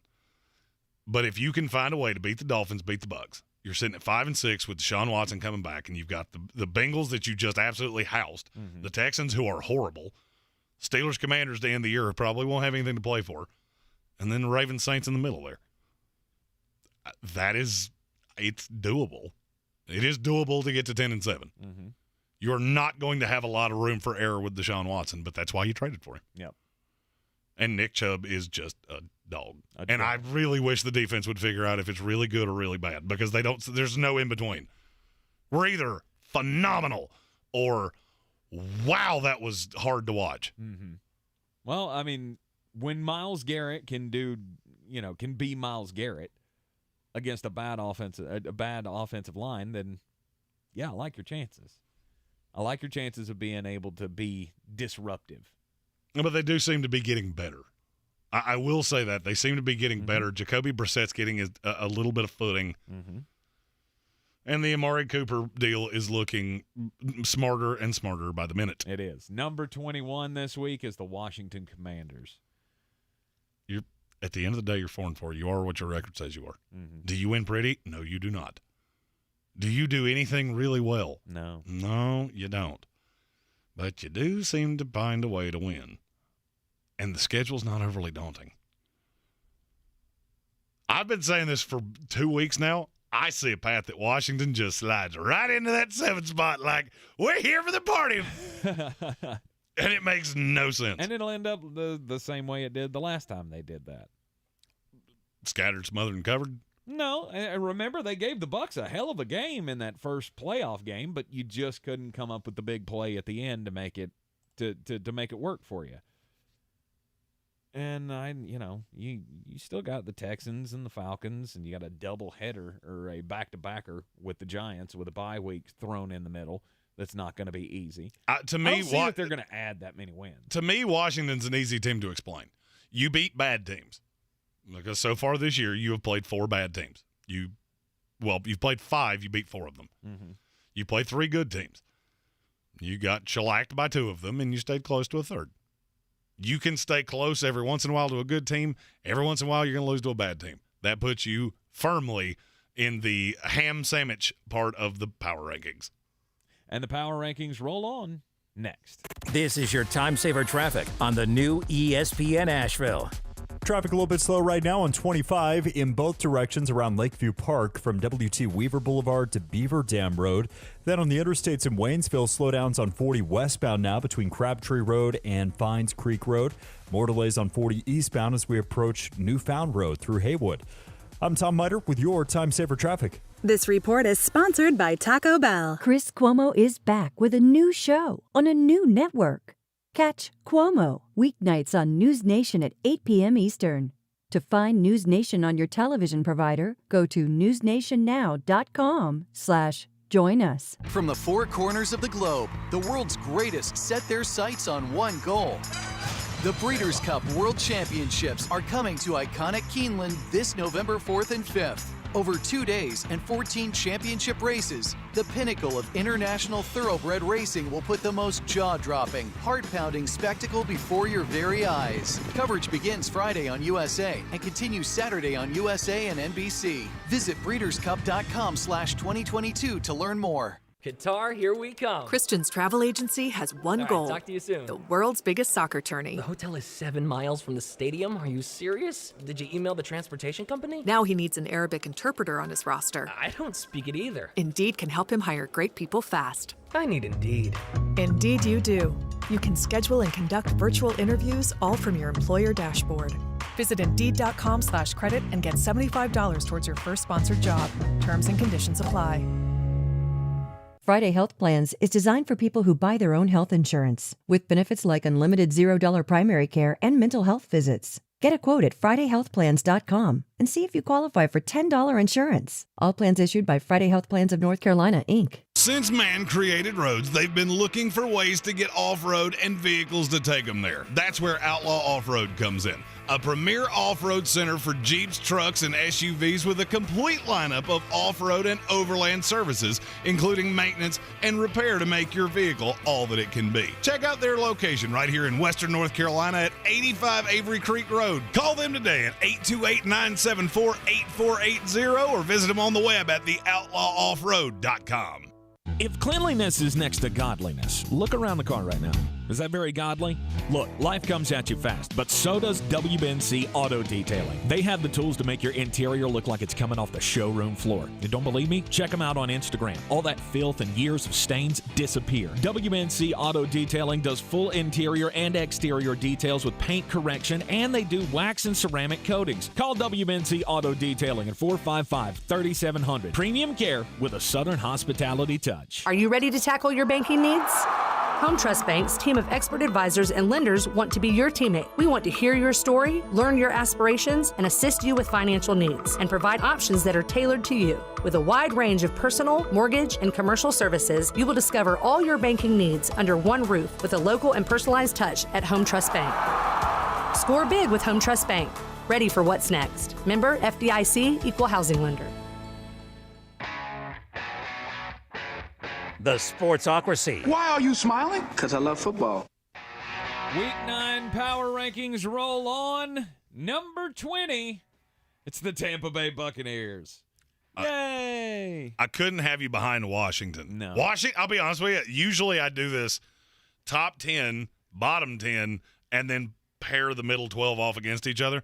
Washington was the pivot point of Washington and Cleveland. I can't figure out exactly what the two of you are because I've seen huge variations in the two of you. Tampa, I feel like I know what they are. You do still have Tom, which is 10% of this ranking, but he doesn't play outside linebacker. No. He will not get pass rush on nary a quarterback. Right. So that's going to be hard to fix. This team looks listless right now. The offense is not playing well. The defense is god-awful. Swear to God, Devin White, he just looks like he's checked out. He absolutely plays like he's completely checked out. They're not a good team, but neither is Washington. And as long as I still have talent, I got to kind of lean on maybe they're going to figure something out, win some games here down the stretch. But, I mean, this is by no means a, Super Bowl contender. It's not, and I feel like it all comes from Brady down. Mm-hmm. I don't think he's totally vested, and the rest of the team doesn't look vested. Exactly. Shouldn't be that surprising. Yep. Number 19, the Green Bay Packers. I can't keep Tampa and Green Bay away from each other. I can't. And the Rams are they're not detached from these two by very much, and they have one thing that differs from the other two. I look at Green Bay and Tampa Bay the exact same way. You have a great quarterback, and you better be glad, because if you didn't have him, you would be in the bottom 6 in the league. Mm-hmm. Absolutely. That's another one. The offense is not hitting on much, and the defense ain't a whole lot better. Number 18. That defense, at least they showed up this past week. Your cousin Colin Greene in the comments said might have something to do with the fact that old Sean Payton was in town this past weekend as the New Orleans Saints. I think they found something. Beat the Las I don't Vegas think Raiders. the Raiders are that bad. Mm-hmm. Now, I think Josh McDaniels may be that bad. That was impressive. And it's not the first time I've seen you do it. I just need to see some form of offensive consistency, and I think that comes in the form of Alvin Kamara. Mm-hmm. I was really hesitant with New Orleans because there's a lot of smoke about Kamara. And without him, I don't know how this ship goes. Yeah. Was this Sean Payton kicking down the door going, you're screwing it up, guys? Sitting Pete Carmichael down in a room and going, dude, what's up with Alvin Kamara? Well, I mean, at some point you just have to get your playmakers the ball. And the other thing about New Orleans is I would love to see them healthy. Traquan Smith, I don't need to see him running routes. He's a legitimate 4. I need the high-end weapons back. Then I think you get a better gauge of what New Orleans is. Mm-hmm. You are in the Sportsocracy here on ESPN Asheville. Sports Center update coming up next, and then Week 9 Power Rankings continue. This is your Exergen Temporal Scanner weather forecast on ESPN Asheville. Well, early November, bringing some mild weather to the Carolinas. A sprinkle or two in the midweek forecast, but mainly dry right on through Friday. And above average numbers for us. We're at 46 degrees in the valley tonight. Upper 60s for Wednesday with a stray shower. Upper 60s near 70 degrees Thursday and Friday. And numbers running a good 10 degrees warmer than average late week. I'm meteorologist Scott Lauriamore. That's the latest Weather Channel forecast. This is your time saver traffic on the new ESPN Asheville. Traffic a little bit slow now on 40 eastbound from Patton Avenue towards Newfound Road. No accidents, but definitely some brake lights through Haywood. Much of the same now in Waynesville. Delays on 40 westbound from Crabtree Road towards Fines Creek. 25 north and southbound delayed right around Beaver Dam Road. I'm Tom Miter with your Time Saver Traffic.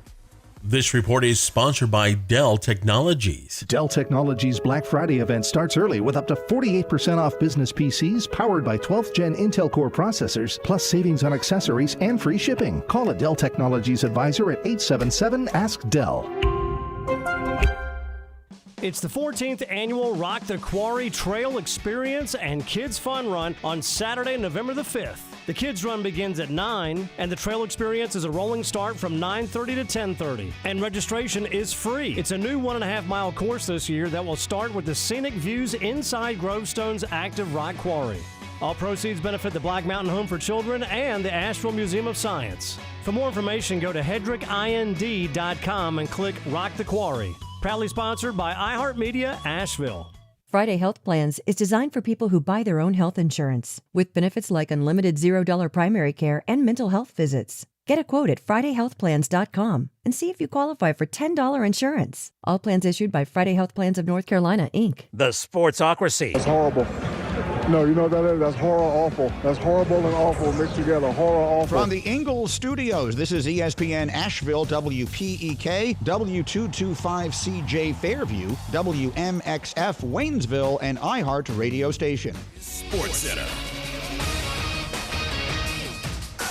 I'm Christine Lisi. A coaching change in the NBA. The Nets and coach Steve Nash mutually agreeing to part ways. Brooklyn off to a 2-5 start and dealing with another controversy surrounding Kyrie Irving. So Nash out the door, not a surprise to ESPN's Nick Friedel. When you have nonstop issues off the floor and the team is not playing well on the floor and isn't becoming the group that you wanted them to be, and you don't have the type of personalities that can all get on the same page and play well, I think Steve thought to himself, I got a lot of other things I want to do in my life right now. The Nets are progressing on the hiring of suspended Celtics coach Ime Udoka, reports ESPN's Adrian Wojnarowski. The deal is expected to be finalized by midweek. Jacques Vaughn is the Nets' acting head coach. On this NFL trade deadline day, the Bills got the pass-catching running back out of the backfield they'd been looking for, acquired Nyheim Hines from the Colts for running back Zach Moss and a draft pick.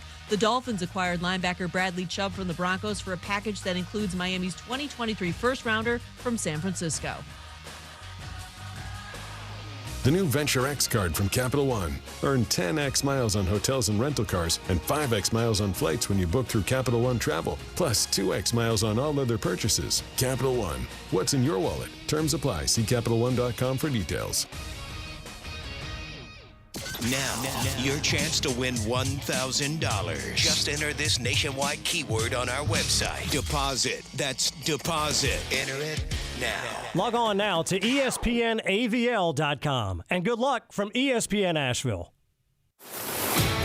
He's a degenerate gambler. You are a smelly pirate hooker. And he's cheaper than oxygen. He's useless. But somehow, they make it work. Jeremy Greene, Tank Spencer. There's no holding back in the Sportsocracy. Presented by Ingles Supermarkets and Fred Anderson Nissan of Asheville. And we are the Sportsocracy, the Democratic Republic of Sports, coming to you live from the Ingles Studio here on ESPN Asheville, 92.9 FM, 880 AM, and 1400. And the Sportsocracy heard everywhere, live or on demand around the world. Take us with you everywhere you go with the iHeart Radio app. You can also watch us on your computer or your smartphone or on your television. Hell, you got a YouTube app on your smart TV. Put us up on the 70-incher. Well, maybe wait till Jeremy grows his beard back. Yeah, it's a little awkward right now. It's a little awkward after he shaved it off for Halloween. But you can get us on YouTube. Quick link is at thesportsocracy.com. Click on the live video link. Subscribe to the channel. Once you're there, you can join us in the chat. You can vote on the poll. Today's poll, winner of the trade deadline. Is it the Dolphins? After they picked up Jeff Wilson Jr. and Bradley Chubb in deals today. Is it the Minnesota Vikings, who got TJ Hockenson from the interdivision rival Detroit Lions? How about the Jacksonville Jaguars, who picked up a piece for next year and getting Calvin Ridley from the Atlanta Falcons? Or is it the Pittsburgh Steelers, after they got Chase Claypool out of town, sent him to the Chicago Bears as just a huge middle finger to Chase Claypool, who was complaining that he wasn't getting enough targets and deep targets from Kenny Pickett. And then they got William Jackson III from the Washington Commanders for nothing, for a 7th-round pick. Mm-hmm. So you can vote in the poll. Winner of the trade deadline today. And we roll on with the Week 9 Power Rankings here on ESPN Asheville. We're up to number 17, and it's the New England Patriots. I can't explain it. I don't get it. They win in the weirdest way I've ever seen. Because your quarterback's horribly limited. Mm-hmm. Your weapons are limited. Mm-hmm. You Ramondre Stevenson real well. Mm-hmm. And Bill schemes you to victories. And there is there's something to be said for that. Now, do I think you are a threat to anybody? No. But we talked all year long about how good the AFC was, and now you look at it, and weird. What happened? The cream's rising to the top. Mm-hmm. Bills, Ravens, Chiefs. You got some, I don't 100% know how this is happening, but it's here. The Jets, New England, and then you have the 5 layers of garbage, and the Houston Texans and Jacksonville Jaguars. And way down at the bottom. New England Patriots come in at number 17. You beat the Jets this past week, which is saying something. It's a team that started off hot. They're the 3 cheese chicken penne. It's not going to – nobody has ever gone to a restaurant and said, they have the best 3 cheese chicken penne. It's so good, you have to try it. And nobody's walked away from it going, that tasted like sewer water. It's what you are. And that's fine. Right in the meaty middle of the NFL. I swear to you, I think this is the best coaching job I've ever seen Bill do. Because there's not much substance to this team. I watch them on film, and I'm just dumbfounded that some of these things work. But they do. And yet you still believe that he's going to cash it in, that he's just going to walk away. Because what is your path to Super Bowl relevance? That's what Bill's after.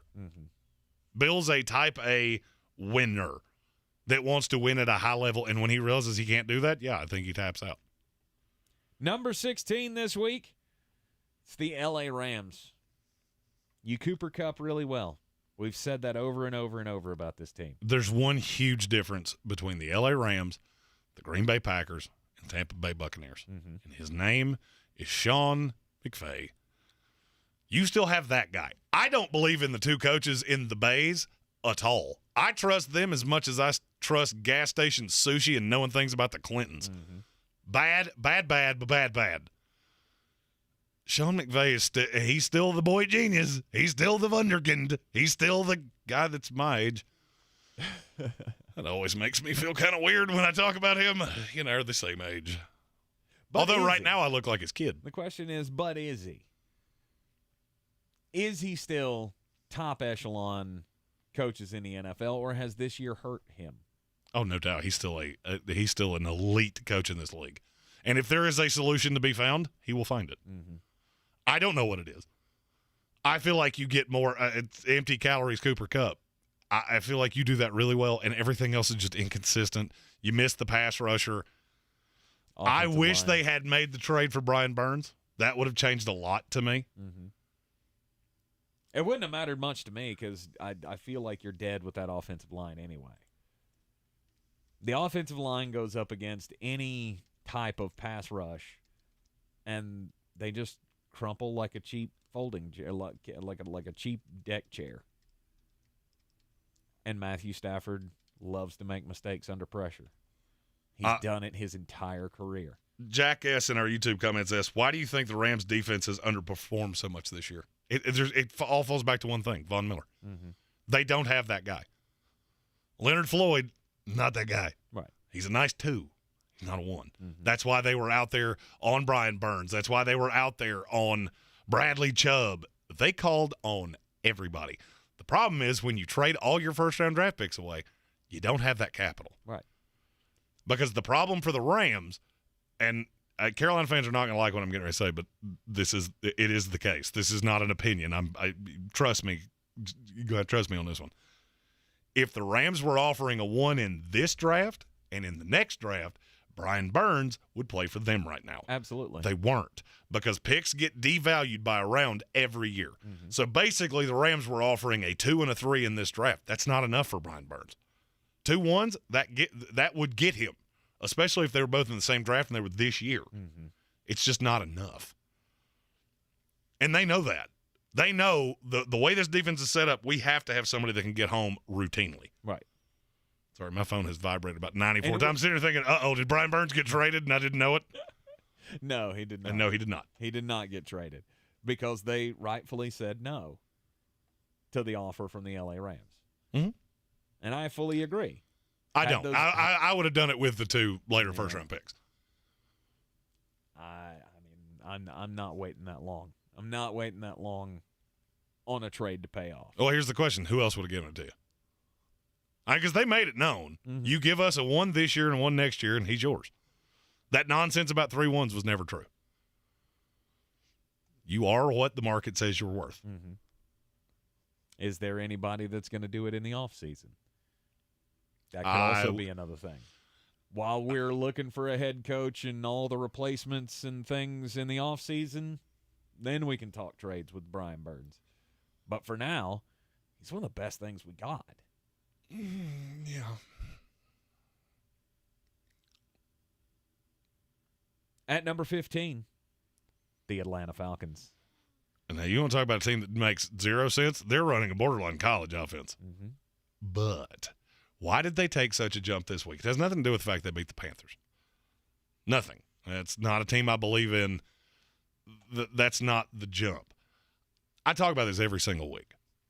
I get more invested in teams that can beat you multiple ways. Up until this week, I had really seen them beat teams one way. Get ahead and bleed you like a catfish. That's what they do. They have a mobile quarterback. They can make that clock wind unlike any team I've ever seen. This week, Marcus Mariota did a lot of the heavy lifting. And I understand that's not a great Carolina team. I understand you were at home. That's a game that you ripped the victory from the jaws of defeat multiple times. Mm-hmm. And I just like the energy that this team plays with. And looking at the schedule, there's a lot of Panthers, Bears, Commanders, Steelers. There's a lot of wins here. There's a lot of wins on this roster if you really pay attention. Mm-hmm. And the defense is not good. It's getting better. Yeah. And they made a move today for another corner. Rashad Fenton. Which is, you now have 3 legitimate corners in this league, which is very important, especially when you don't get to the quarterback easily. Absolutely. I buy into what Arthur Smith's doing here. And, And is it possible that I'm too high here? Yeah. Because there is a clear division in the NFL. And we're not there yet. That middle tier, it's not so much the Jimmies and Joes. Because I'm going to be honest with you, there are 3 teams at least behind Atlanta that are drastically more talented. Mm-hmm. They don't play with that kind of heart. Right. They're not playing as teams. Green Bay, Tampa Bay, chief among them. LA Rams, same thing. Those are better. Those are more talented teams than the Atlanta Falcons. But whatever it is that Arthur Smith is doing, that team has bought in. There's more to being a football team and a decent football team than just having talent. You got to have a scheme. You got to have, that mo. You got to have a little motivation. LA Chargers at number 14. This is where you start to see the turn of this team has too much talent. Mm-hmm. Just at the end of the day, they're too talented to be, and they play the Falcons this week. And this is one of the reasons that I stacked those 2 teams right on top of each other. This is one of the biggest pivot games I think I've ever seen. Because this has all of the makings of the Chargers go to Atlanta and get beat. Mm-hmm. West Coast team coming east. Yada, yada, yada. Yep. Well, you also have the Chargers coming off a bye. If you're as good as you have portrayed yourself to be, this is not a game you can lose. Mm-hmm. And if they do lose it, they will drop like a rock. Like an absolute rock. Mm-hmm. Big Malik. After this game, you got the 49ers and the Chiefs back-to-back. And if you can't beat the Falcons, I don't care that it's on the road. I don't care it's the West Coast going east, all that kind of stuff. I don't like you in those games anyway. B. Malik in our YouTube chat asked, is there a graphic with this? There will be after the show. So the great computer disaster of last week, I recovered all but one thing, and it was the whole power ranking thing. Gotcha. I will have it back for next week, but there will be a graphic on YouTube, Instagram, all those good things after the show. All right. We are working our way through the Week 9 power rankings here in the Sportsocracy on ESPN Asheville from the Ingles Studio. And number 13 is the Tennessee Titans. You Derrick Henry real well. Mm-hmm. They were a team that I'll be honest with you, I heard was in on Bradley Chubb. And that was, when I said I was waiting to see where things went, that was one of the teams. I wanted to see if you made the move for a pass rusher. Because it's very obvious how you're intending on winning games. First of all, the fact that you won a game with Malik Willis as your quarterback, I don't care who you beat. You beat an NFL franchise with Malik Willis, who may be the worst quarterback I've ever seen play an NFL game. Did you see his stat line? No. He was 6 of 10. He threw 10 passes in a game where he took every snap. I was too worried about Derrick Henry in that game, going for 219 yards. Low-key, the Houston Texans may have the worst run defense in NFL history. They may break the record for most rush yards allowed in a season. But the thing that I like about this team is that they're gritty. But I don't know that you've actually beaten a team. Actually, you haven't beaten a team that anybody believes in. You've beaten the Colts twice. You've beaten the Commanders, the Raiders, and the Texans. Good for you. Wins matter. Wins are wins. I get it. But the thing that I think you undervalue with the Titans is that this season could have come off the rails. Mm-hmm. You started 0-2 with a loss to a Giants team that we didn't know was actually good at that time. Right. And then you got just dump trucked by the Bills. Mm-hmm. Bad teams and poorly coached teams fall off the rails at that point. This team has not. You can only play who's on your schedule. Because they're not poorly coached. No, they're not. Mike Vrabel is a guy is the dude. Now you're to the meaty portion of your schedule because you're at the Chiefs this week. Mm-hmm. You go Broncos at the Packers, Bengals at the Eagles. This is where the rubber meets the road. You need to come out of that no worse than 2-3. And if you do, you're a playoff team and you win this division comfortably. I feel pretty confident that they will. I would say you probably get a win over the Broncos. You probably get a win. I'll say at home against the Bengals. You're talking Lambeau in the middle of November. That's not going to be a whole mess of fun. Mm-hmm. And you could win that game. You come out of that 3-2, you're going to walk this division. Right. Absolutely. But I would like to see you beat a legitimate team before I jump up and down about you. Mm-hmm. But that's why the Tennessee Titans are at 13 and not markedly higher after they've rolled off this 5-game win streak because you haven't beaten anybody. But they're the team this week that could lose a game and jump. You hang with the Titans the Chiefs in a game that you don't belong in? Absolutely. That'll change a lot. I mean, I don't think there's a chance of you winning this game, but if you can prove to me that you're good enough defensively to grind out and Derrick Henry your way into games with teams that are more talented than you, you'll jump in a loss. We're up to the top 12 in the Week 9 Power Rankings. We'll reveal number 12, the Dirty Dozen, coming up next. This is your time saver traffic on the new ESPN Asheville. Some delay right now on 26 westbound between New Airport Road and Long Shoals. Then on 40, delays are a little bit slow right now, especially on the westbound side from really Fines Creek all the way towards 276. More delays on 240 westbound from Charlotte Street to Montford Avenue. I'm Tom Miter with your Time Saver Traffic.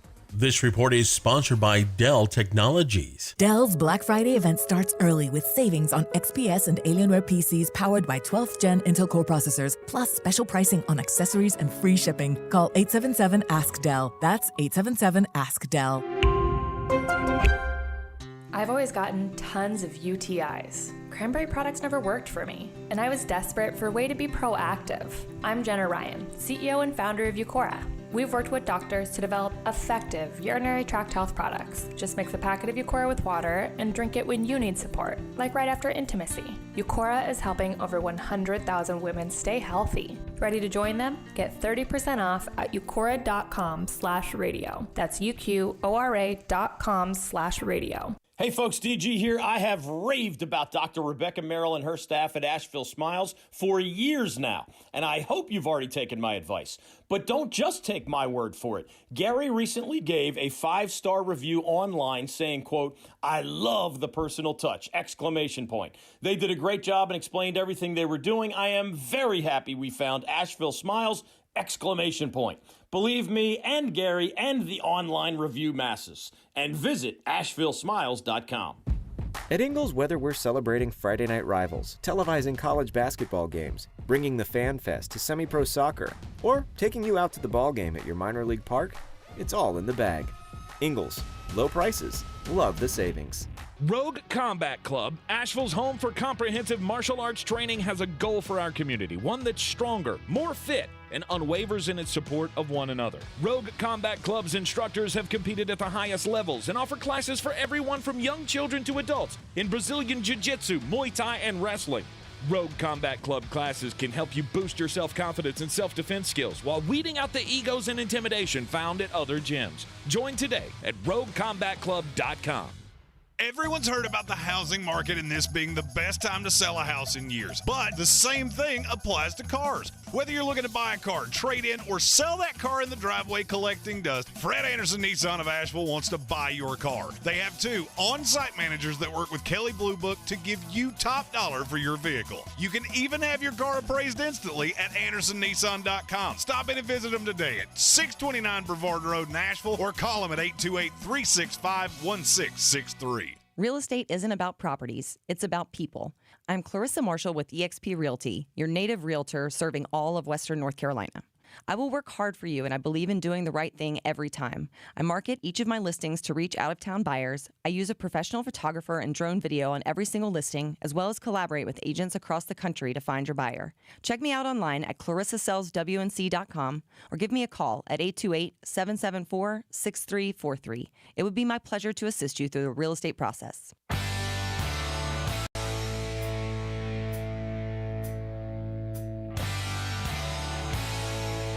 It is the Sportsocracy here on ESPN Asheville. Week 9 power rankings. We're up to the top 12. And at number 12, Jeremy's New York Jets, Jets. Oh, the Jets. You lose to the New England Patriots. I know it stings. But what's your hope for the rest of the season here? The defense is insanely good. The defense is really, really, really good. And if you take away 2+ bad quarters of Zach Wilson, he's been an effective game manager. I know that's weird to say for a number 2 pick. Mm-hmm. He hasn't been good, but he hasn't been beating you, which is what you need him to not do. He beat you Sunday. Yes. If you don't do that, you're going to win 10 games and you're going to make the playoffs because your schedule is – You got the Bills coming up this week. You're a 13.5-point dog, which I feel like is a gross amount of disrespect. I feel like Vegas is getting really loosey-goosey with these Bills lines, and they're going to start getting burned, and you'll see them come down. There are 3 lines that are 13 or more this week. Wow. That's a lot for the middle of the year. It is. It is. You got the Bills next, then you go at the Patriots. Ooh, you got the Bills twice. But you do have some more winnable games. This should be a playoff team. Should be. To me, it all falls on Zach Wilson. The running game's good. The receivers are good. Maybe have a closed-door meeting with Elijah Moore about stop talking to the media. Yep. You know what we did? Did you see what we did with Denzel Mims? We can do that with you, too. I like the trajectory of the team. And I like what Robert Saleh said today. I don't think any of you in this room had us at 5-3. So maybe calm down. Right. No reason to hit any type of a panic button after you lose to the New England Patriots. You still got one crack at them. The problem is you got to go to Foxborough to do it. That's not as daunting to me. I will laugh when this is a season split and we both won on each other's fields. Right. Wouldn't be the first time. That would be the jettiest thing in the history of time. And to miss the playoffs because you lost to New England at home. Mm-hmm. Number 11, it's the New York Giants. I just can't. I can't separate the Jets and the Giants because to me they're the exact same team. You run the ball really well. You play good defense. Now, Giants, that Seattle game did not go your way. Mm-hmm. And it was really obvious that you did not have anything out of Saquon Barkley, outside of Saquon Barkley. It was Saquon or nothing. And they're the team I will say, I am stunned you didn't make a move today. Mm-hmm. Somebody, don't ask me who, but just a legitimate weapon on the outside Well, they like Wan'Dale Robinson. Your second leading receiver this week was Tanner Hudson. Mm-hmm. You need a guy. Mm-hmm. And they just don't have enough guys. That's where, to me, that's where it's going to fall apart for the Giants. Is why would you not just stack 7 in the box and say Saquon's not going to beat us? And can you? But can you stop him? Will be the question. Well, Seattle did. Seattle made him look average at best. Mm-hmm. Well, guess who they play this week? It's the Houston Texans. To think you're probably get on track. Or Saquon Barkley. They got the bye week this week. Then they play the Houston Texans. Yeah, put Saquon Barkley in every DFS lineup you play. Right. Because he will have 9,000 yards against them. Right. You go Texans and Lions next two. Yeah, this team's going to be sitting at 8-2. Mm-hmm. You need 1 or 2 more wins, and you play the Commanders twice. No, other than that, there are not a lot of winnable games at the end of this year. Well, you still got the Colts. You do. You got the Colts. That should be a gimme on New Year's Day. Not a gimme. It's No, not we a gimme shall see. by any stretch. We shall see. At number 10, the Cincinnati Bengals. You still have to have hope in this team. Jamar Chase being injured, being out for a while with the hip injury, I mean, that is a problem. I'm not so shocked that you find out on Monday that you're going to be without Jamar Chase, your superstar wide receiver, for X amount of weeks, and then turn around on Thursday, and then turn around on Monday and lose on the road in a division game. It doesn't surprise me all that much. I said that was one of the hardest games for me to pick of the week. A, because of the Joe Burrow's history against the Browns. B, Myles Garrett. Mm-hmm. And C, that felt like a trap game. Now you have a date at home with Carolina Panthers. This is a game you should win by a lot. And they will. They have 2 games to get right before the schedule gets horribly daunting. Mm-hmm. The Cincinnati Bengals are a team that if they make the playoffs, they will have earned it. And you're going to hear me say that about more than one AFC team that we still have left. Yeah. That's one of the things I look at with there's 2 teams in the AFC, the Jets and somebody else that has just a really easy schedule. Maybe Miami. You don't play anybody. Now you will cakewalk to 10 wins. And in the AFC, that makes the playoffs. Yep. That conference is good, but you have to remember when the conference is that good, they cannibalize each other. Yes. So the Cincinnati Bengals still sitting in the top 10. Bengals haters, Bengals doubters will say what they want to say, but this is still a good team. They took a lump this week against Cleveland, and I think over the next 2 weeks you will see them bounce back, have big performances. The question is, can you beat the really good teams? And that's the thing. I think they can. Cincinnati has one fatal flaw. I mean, you got to understand, this is a team that beat the Dolphins handily. And I understand that it was the Tua game. I don't care who played quarterback for them in that game. They don't play defense. Mm-hmm. They beat the Jets soundly. This is a good team. They have a left tackle problem to the highest extreme. And they don't run well. Those 2 things scare me. But at the end of the day, you have Joe Burrow. I see Ben Malik in the comments saying, well, you dropped the Raiders that far. Why did you not drop the Bengals any further than that? Because I think this was an aberration. You look at their other losses. That you lost to the Steelers week 1. It's week 1. Weird things happen in week 1. Mm-hmm. Your other losses are to the Cowboys, at the Ravens, and then that loss last night. I still think this is a very good team with a huge glaring problem. And the Bengals may be the team at the end of the year that we look at with a 8-9, 9-8 record and go, you were better than that. Mm-hmm. And then you have to sell out to go get Laramie Tunsil or a left tackle in the draft or whatever the case may be, because Jonah Williams is a guard. He's a guard. He's a guard. He's a guard. There you go. Number 9, it's the Seattle Seahawks. I'm still reticent to do I don't know how. anything with the Seattle Seahawks. I don't know how. So what is your – you really grizzled when I said the Seahawks earlier. I mean, I just. What more do you want from them? I know. I don't have a great explanation for it. It just still sounds gross. And you look at that roster and go, how is this team winning this many games? I mean, you want me to explain it to you? Because I can. Yeah, explain it to me. The me. defense is exponentially better than we thought it was. Mm-hmm. I mean, exponentially better than we thought it was. The line is serviceable for now and getting better by the week. Mm-hmm. That's the way. You had maybe the best draft I've ever seen. Through half a season, it might be the best draft I've ever seen. Right. You got 2 no-doubt starters on that offensive line, and they've been performing well. And you got one of the best running backs in the league and a high-level starting corner. Mm-hmm. This is not smoke and mirrors. I mean, it could all fall apart because I will say they have a talent deficiency to a lot of people. Mm-hmm. There are a lot of teams that they're not as talented as. But I'm going to say the same thing about Seattle that I said about Atlanta, and they're way more talented. You're outplaying everybody you come up against. Mm-hmm.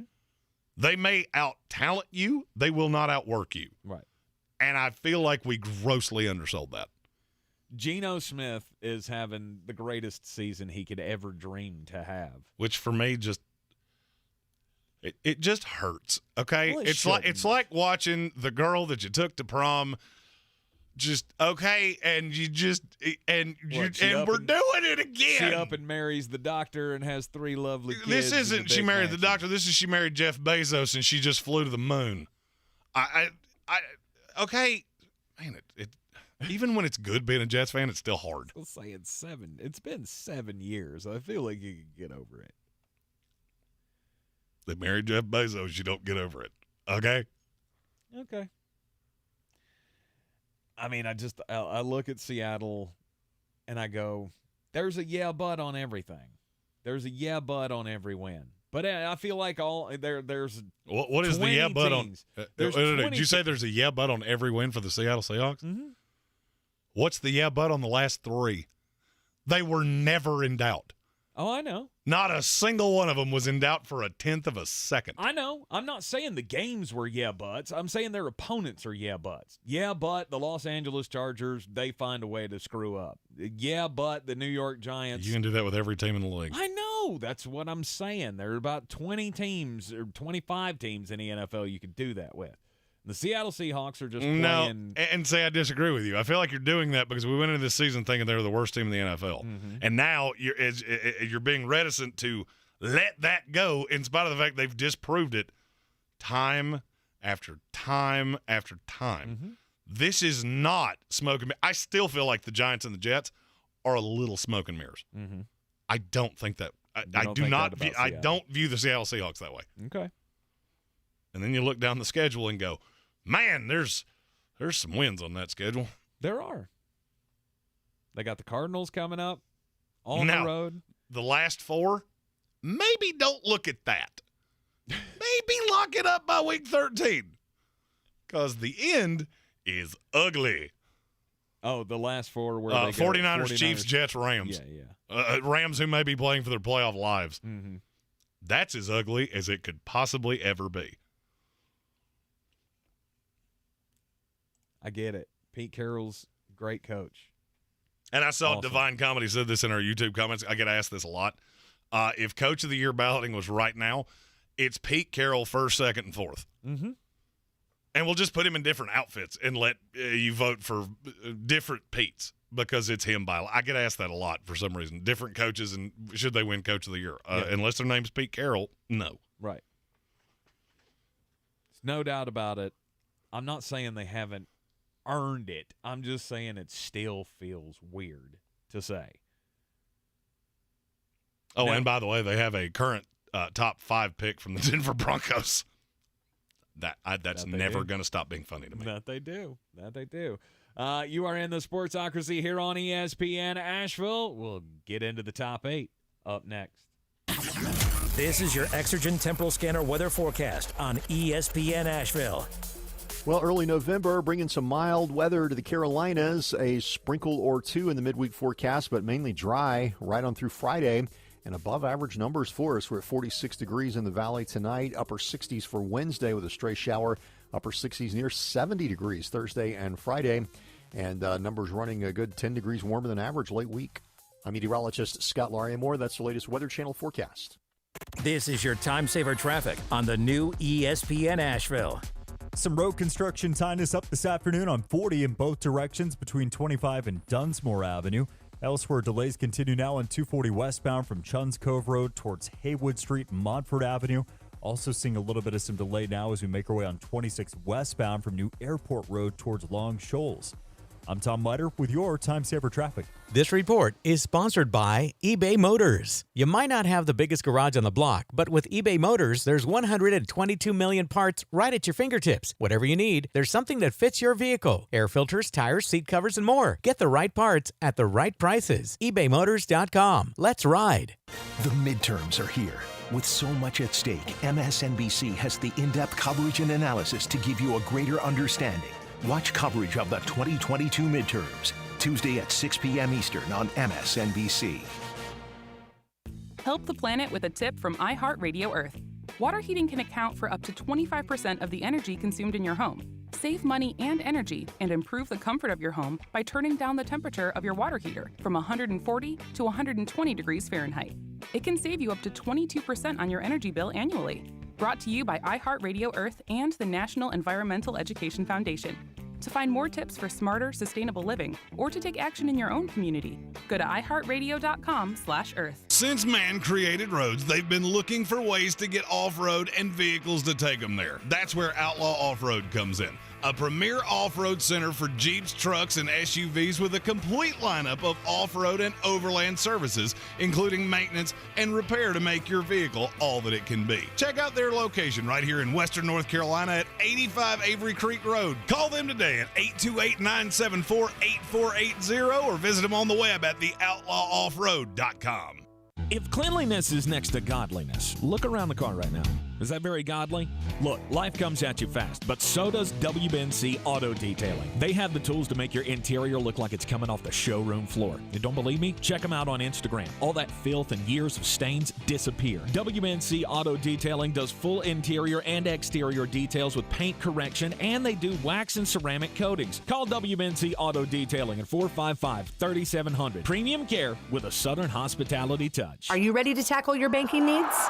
Home Trust Bank's team of expert advisors and lenders want to be your teammate. We want to hear your story, learn your aspirations, and assist you with financial needs, and provide options that are tailored to you. With a wide range of personal, mortgage, and commercial services, you will discover all your banking needs under one roof with a local and personalized touch at Home Trust Bank. Score big with Home Trust Bank. Ready for what's next. Member FDIC, Equal Housing Lender.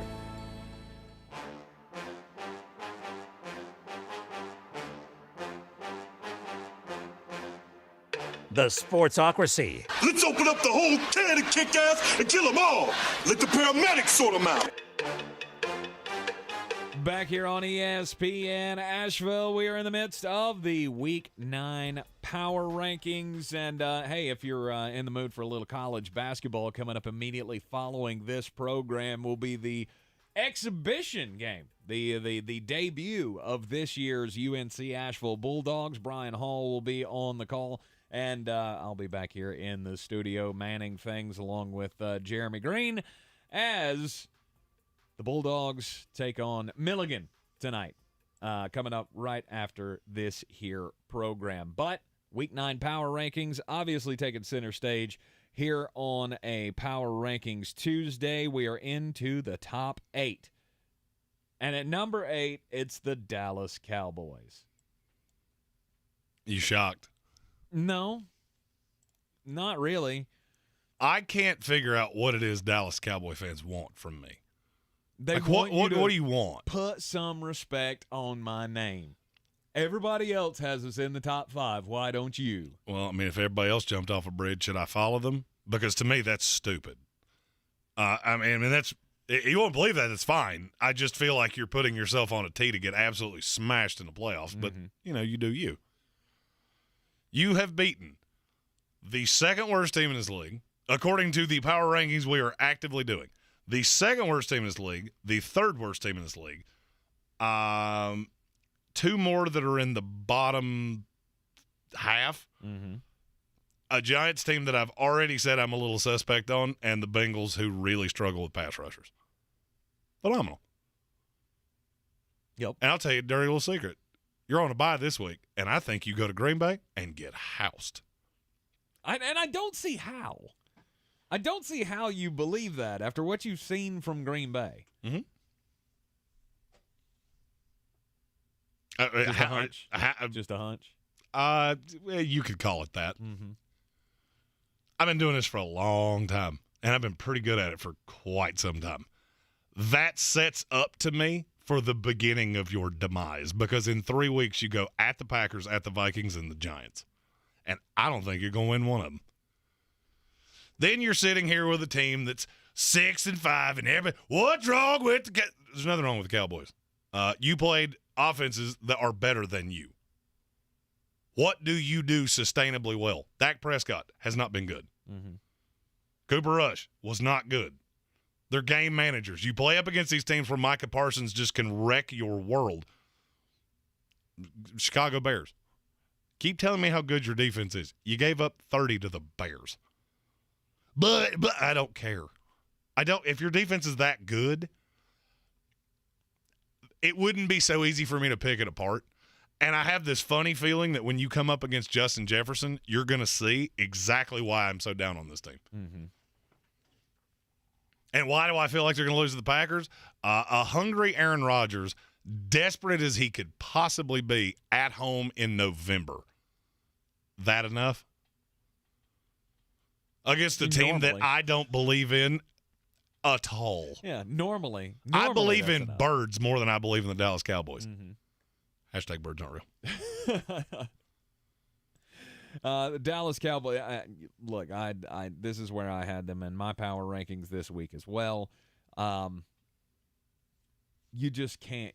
I don't feel like you can knock them down without seeing them lose horribly to the teams that we feel are better than them. I can do anything I want to. I go by the eyeball test. What does this team do well? Defense. No, defense well. They Micah Parsons well. I believe I've said this stat every single week we've done this. So let me update it just for posterity's sake. Mm-hmm. Playing one of the most dog water schedules in the NFL, outside of Micah Parsons, how many players do you have that rank in the top 15 at their own position? Would you like to hear it again? Oh, okay. And you're doing that against the Bears and the Commanders. What do you think's going to happen when you play a legit? I'm so sick of hearing how good this defense is. To me, look, the Cowboys at this point are the Cincinnati Bearcats to me.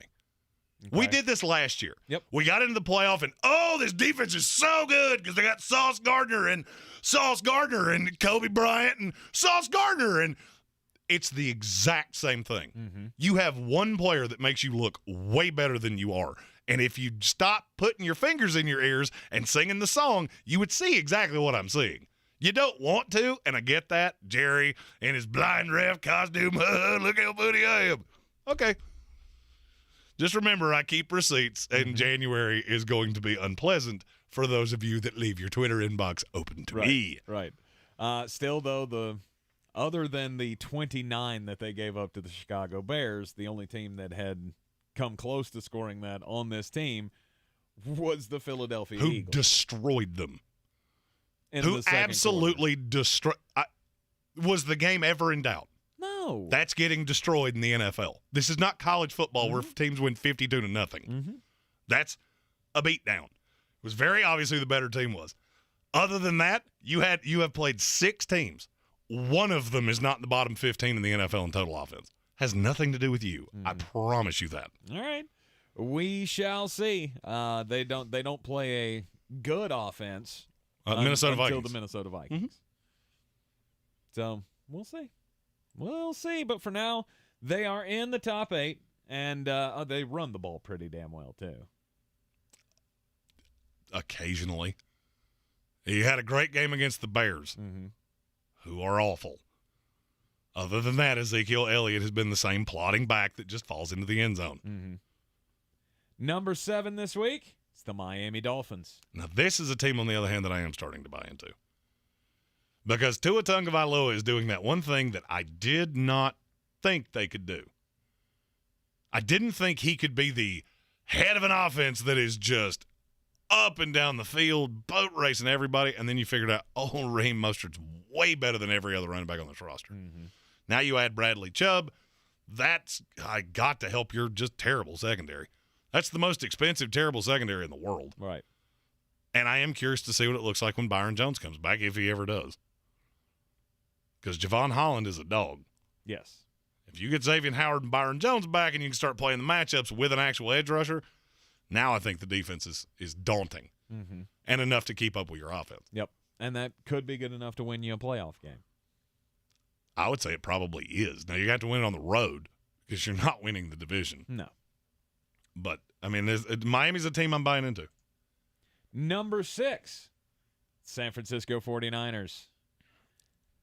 Look, after they added Christian McCaffrey and you saw the unveiling this past week of some of the things that Kyle Shanahan has in store for Christian McCaffrey, I don't see how you can still be off. Oh, but Seattle's leading the division. For now, they are.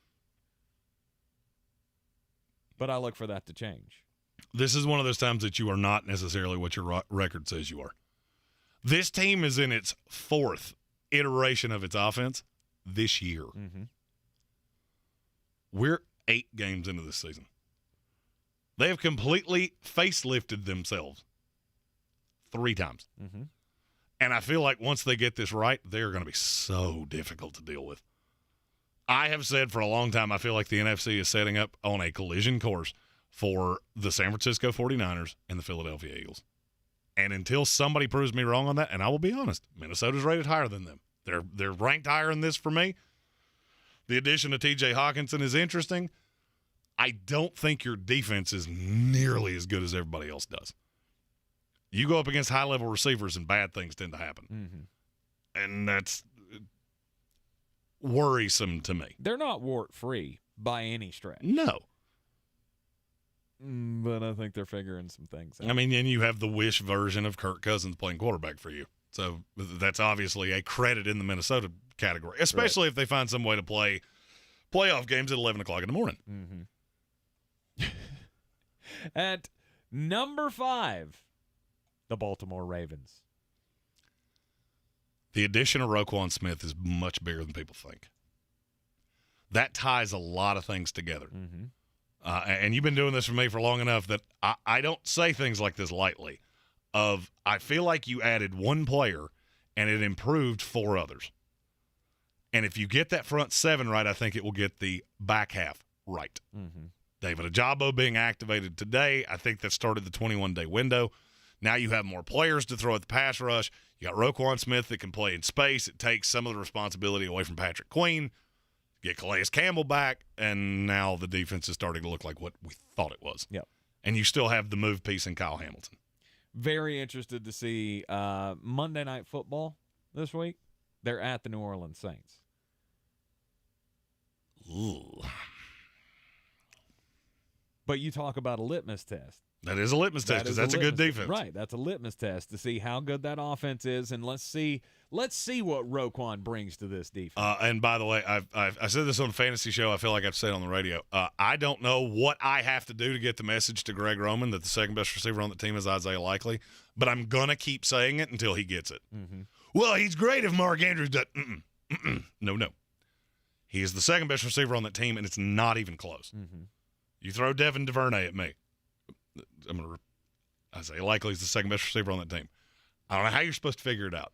Figure it out. I also want Greg Roman to get the notion in his head that, wait, I have a dynamic quarterback. I should use him that way. Because in the first half of that Tampa Bay game, they did not. And they were trying to make him pocket passer. And that's fine with Devin White. I'm okay with that. In a game that I don't really feel like I'm at any risk to lose, I can do that until I can't do that. Mm-hmm. Because I don't want to see Devin White hit my quarterback. Yes, I like Tyler Huntley, but this team would take a significant drop back without Lamar Jackson. Yes, they would. But in the second half, They got more elusive. Because they had to. Yeah, they got him more mobile, and that was when they really turned it on against the Tampa Bay Buccaneers. So I want to see that. I want to see that more. Baltimore's a lot like a car with nitrous. If I can beat you without hitting the button, then that's a win for me. Now, if I have to hit the button, it's right here, and I can hit it at any time. Right. And I like getting some of those wins where I don't have to. You are in the Sportsocracy here on ESPN Asheville. Coming up after the break, we will give you the top 4 in this week's Power Rankings. This is your time saver traffic on the new ESPN Asheville. We've still got a little bit of stop-and-go traffic now on 40 in both directions between 25 and Dunsmore Avenue because of long-term road construction. Elsewhere, delays pretty heavy on 240 westbound between Chuns Cove Road and Haywood Street. Westbound side of 26 still seeing delay in volume between Long Shoals Road and 191. I'm Tom Leiter with your Time Saver Traffic. This report is sponsored by Pfizer and BioNTech. Charging a cell phone can be like getting a booster shot. A booster is given to enhance or restore protection after a primary series vaccination, which wanes over time. Schedule an appointment when you are eligible. Sponsored by Pfizer and BioNTech. The iHeartRadio Asheville Pro Football Pick'em Challenge is back. Just log on now to ESPNAVL.com to make your picks. Each weekly winner gets a $50 gift card to Asheville Pizza and Brewing and will be a finalist for our grand prize. Log on now, ESPNAVL.com. This is Peanut Tillman, and I'm Roman Harper. My boy Peanut and I are here because we've teamed up to bring you the brand new NFL Players Second Acts podcast. Each week, we'll chop it up with the NFL's biggest legends about how they're thriving in their post-NFL second acts. Catch the NFL Players Second Acts podcast with me, Peanut Tillman. And me, Roman Harper, on the iHeartRadio app or wherever you get your podcasts. Why wait to save?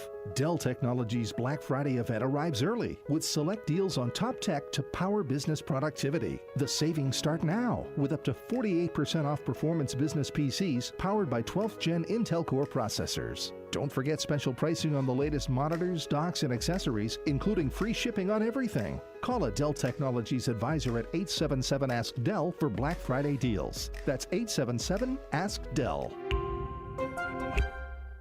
I believe real estate isn't about properties. It's about people. I am Clarissa Marshall with eXp Realty, serving all of Western North Carolina. Navigating the home buying and selling journey can feel overwhelming at times, and that's why having an agent who cares about you and your needs is key. I'm a native of Western North Carolina, and I close over a home a week. I'm an expert in the market, pricing my sellers correctly to net you the most money, and working as a skilled negotiator for my buyers. Please give me a call today at 828-774-6343 to set up a complimentary market analysis. When I finally drove the old car into the grave, I knew there was only one place I was going to go. Fred Anderson Nissan of Asheville, home of the family plan. And yes, they treat you like family. I went in, told them what I was looking for, told them my budget, and in no time, I was signing the paperwork on my certified pre-owned vehicle. They have the area's largest selection on quality pre-owned vehicles and certified Nissans. They go through a 167-point inspection, so you know it's not going to let you down. They gave me the Carfax report, so I know the history of my vehicle. And the Fred Anderson family plan gives me things like oil changes and car washes and loaner cars if I have to have major work done on the car in the future. For me, buying a car has always been an intimidating thought. But the folks at Fred Anderson Nissan of Asheville made it super easy. Don't be like me. Don't wait till the last minute to get a deal done. Go to AndersonNissan.com or stop by the showroom at 629 Brevard Road. And don't forget to mention we sent you from the Sportsocracy and get a $250 bonus on your trade-in at Fred Anderson Nissan of Asheville. Top 4 in the Week 9 Power Rankings. We finally have a new team breaking in to the top 4. But they don't break into the top 3. But they don't break into the top 3, no, because there's still a gap between the top 3 and everybody else in the league. But I will say the Vikings, they got a little closer today. Yep. The Minnesota Vikings come in at number 4, just picking up TJ Hockenson from the Detroit Lions at the trade deadline today. That makes the offense, gives them just one more weapon to lean on. They are going to win a whole lot of games, no doubt. I mean, bet your house on it. I'm at bet your house level they win this division. They are also the winner of our poll of today. Who was the winner of the trade deadline? Minnesota Vikings with 44%, Miami Dolphins with 39%. Steelers with 12, Jaguars with 5. Yep. Minnesota's a really good offensive team.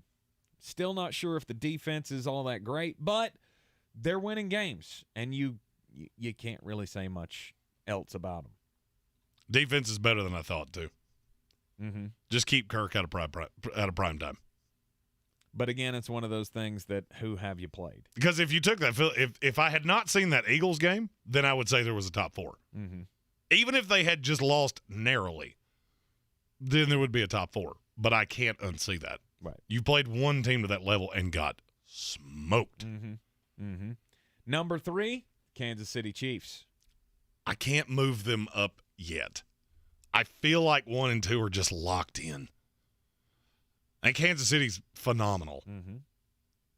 But I just feel like there's a gear out of these top 2 that Kansas City I haven't seen defensively. I love the offense. And I also love the fact that they figured out Isaiah Pacheco. Yeah, he's the actual best running back we have. Yep. It's not CEH. Right. He's a receiving back. That is what he does. Number 2, still the Philadelphia Eagles. They're so good. I mean, and this, if you look at the game against Pittsburgh, this is what good teams do. They just absolutely squish you. Mm-hmm. That was never a ball game. A.J. Brown, I know you can't cover him. 3 touchdowns in the first half. Yep. Boom. Ball game over. Yep. We'll take care of business against I don't let you hang around. Mm-hmm. I just squish you like a bug. Mm-hmm. And I feel like that's what our top 2 teams do. Now, the difference between 1 and 2, it's really simple. You have Jalen Hurts at quarterback. Number 1 doesn't. Yep. Number 1 has Josh Allen. It's the Buffalo Bills. Nobody circles the wagons like the Buffalo Bills. Now, despite the fact that they have lost a game and the Philadelphia Eagles have not, that'll be the big concern. And that's, if you're concerned about that, then that makes one of us. You lost a game where you outgained a team by 270 yards. Mm-hmm. My one fear, they do turn the ball over a lot. That they do. That's the one thing that scares me about Buffalo is Green Bay. That game was never in doubt. You turned it over, and it looked closer than it was. Mm-hmm. That does make me a little nervous. But the high side, Gabriel Davis, Stephon Diggs, adding Nyheim Hines today, and you've still got James Cook, Devin Singletary. There's weapons all over this team. Right. And you have the most terrifying defensive line I think I have ever seen. Yes. Buffalo Bills still at number 1. Philadelphia Eagles. The problem I have with the Philadelphia Eagles, I couldn't put them number 1 over the Buffalo Bills either. And it all comes down to the schedule.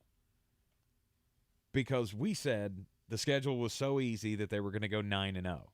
And I'm not convinced that they don't do better than 9-0. Oh, I don't see a game that they can lose for it's a minute. Tennessee Titans. That's your next toughest matchup. Or that's your next tough matchup. And I'm not sure you can lose that. Maybe not. I could legitimately see this team going 17-0. Yeah, I can't. I mean, I just don't feel like they're there. I'm not saying they're a 17-0 team. That's a 17-0 schedule with this team. Now, that is absolutely correct. Week 9 power rankings. There it is. We'll have the graphic out on the social media coming up a little later on after the program. Coming up next, though, we got UNC Asheville basketball. And we'll be back here tomorrow at 3 o'clock here on ESPN Asheville. This is your Exergen Temporal Scanner weather forecast on ESPN Asheville. Well, early November, bringing some mild weather to the Carolinas. A sprinkle or 2 in the midweek forecast, but mainly dry right on through Friday. And above average numbers for us. We're at 46 degrees in the valley tonight. Upper 60s for Wednesday with a stray shower. Upper 60s near 70 degrees Thursday and Friday. And numbers running a good 10 degrees warmer than average late week. I'm meteorologist Scott Lariamore. That's the latest Weather Channel forecast. This is your time saver traffic on the new ESPN Asheville. We've still got a little bit of stop-and-go traffic now on 40 in both directions between 25 and Dunsmore Avenue because of long-term road construction. Elsewhere, delays pretty heavy on 240 westbound between Chuns Cove Road and Haywood Street. Westbound side of 26 still seeing delay in volume between Long Shoals Road and 191. I'm Tom Leiter with your Time Saver Traffic. This report is sponsored by Staples Stores. Staples is your one-stop destination for shipping supplies and services. And right now, get 50% off shipping boxes, mailers, or tubes when you buy 5 of the same item. Offer ends 12/31. Exclusions apply. Visit staplesconnect.com/shipping for details. Staples, the best-kept secret in shipping. Hi, I'm Chad Greenway. After retiring from the NFL, I've embraced my new role coaching my kids in their youth sports. Our Youth Basketball Association made the decision to use trusted coaches to train, screen, and educate all of our basketball coaches. Visit trustedcoaches.org to learn more. I'm a trusted coach. Are you? From the Ingles Studios, this is ESPN Asheville, WPEK, W225CJ Fairview, WMXF Waynesville, and iHeart radio station.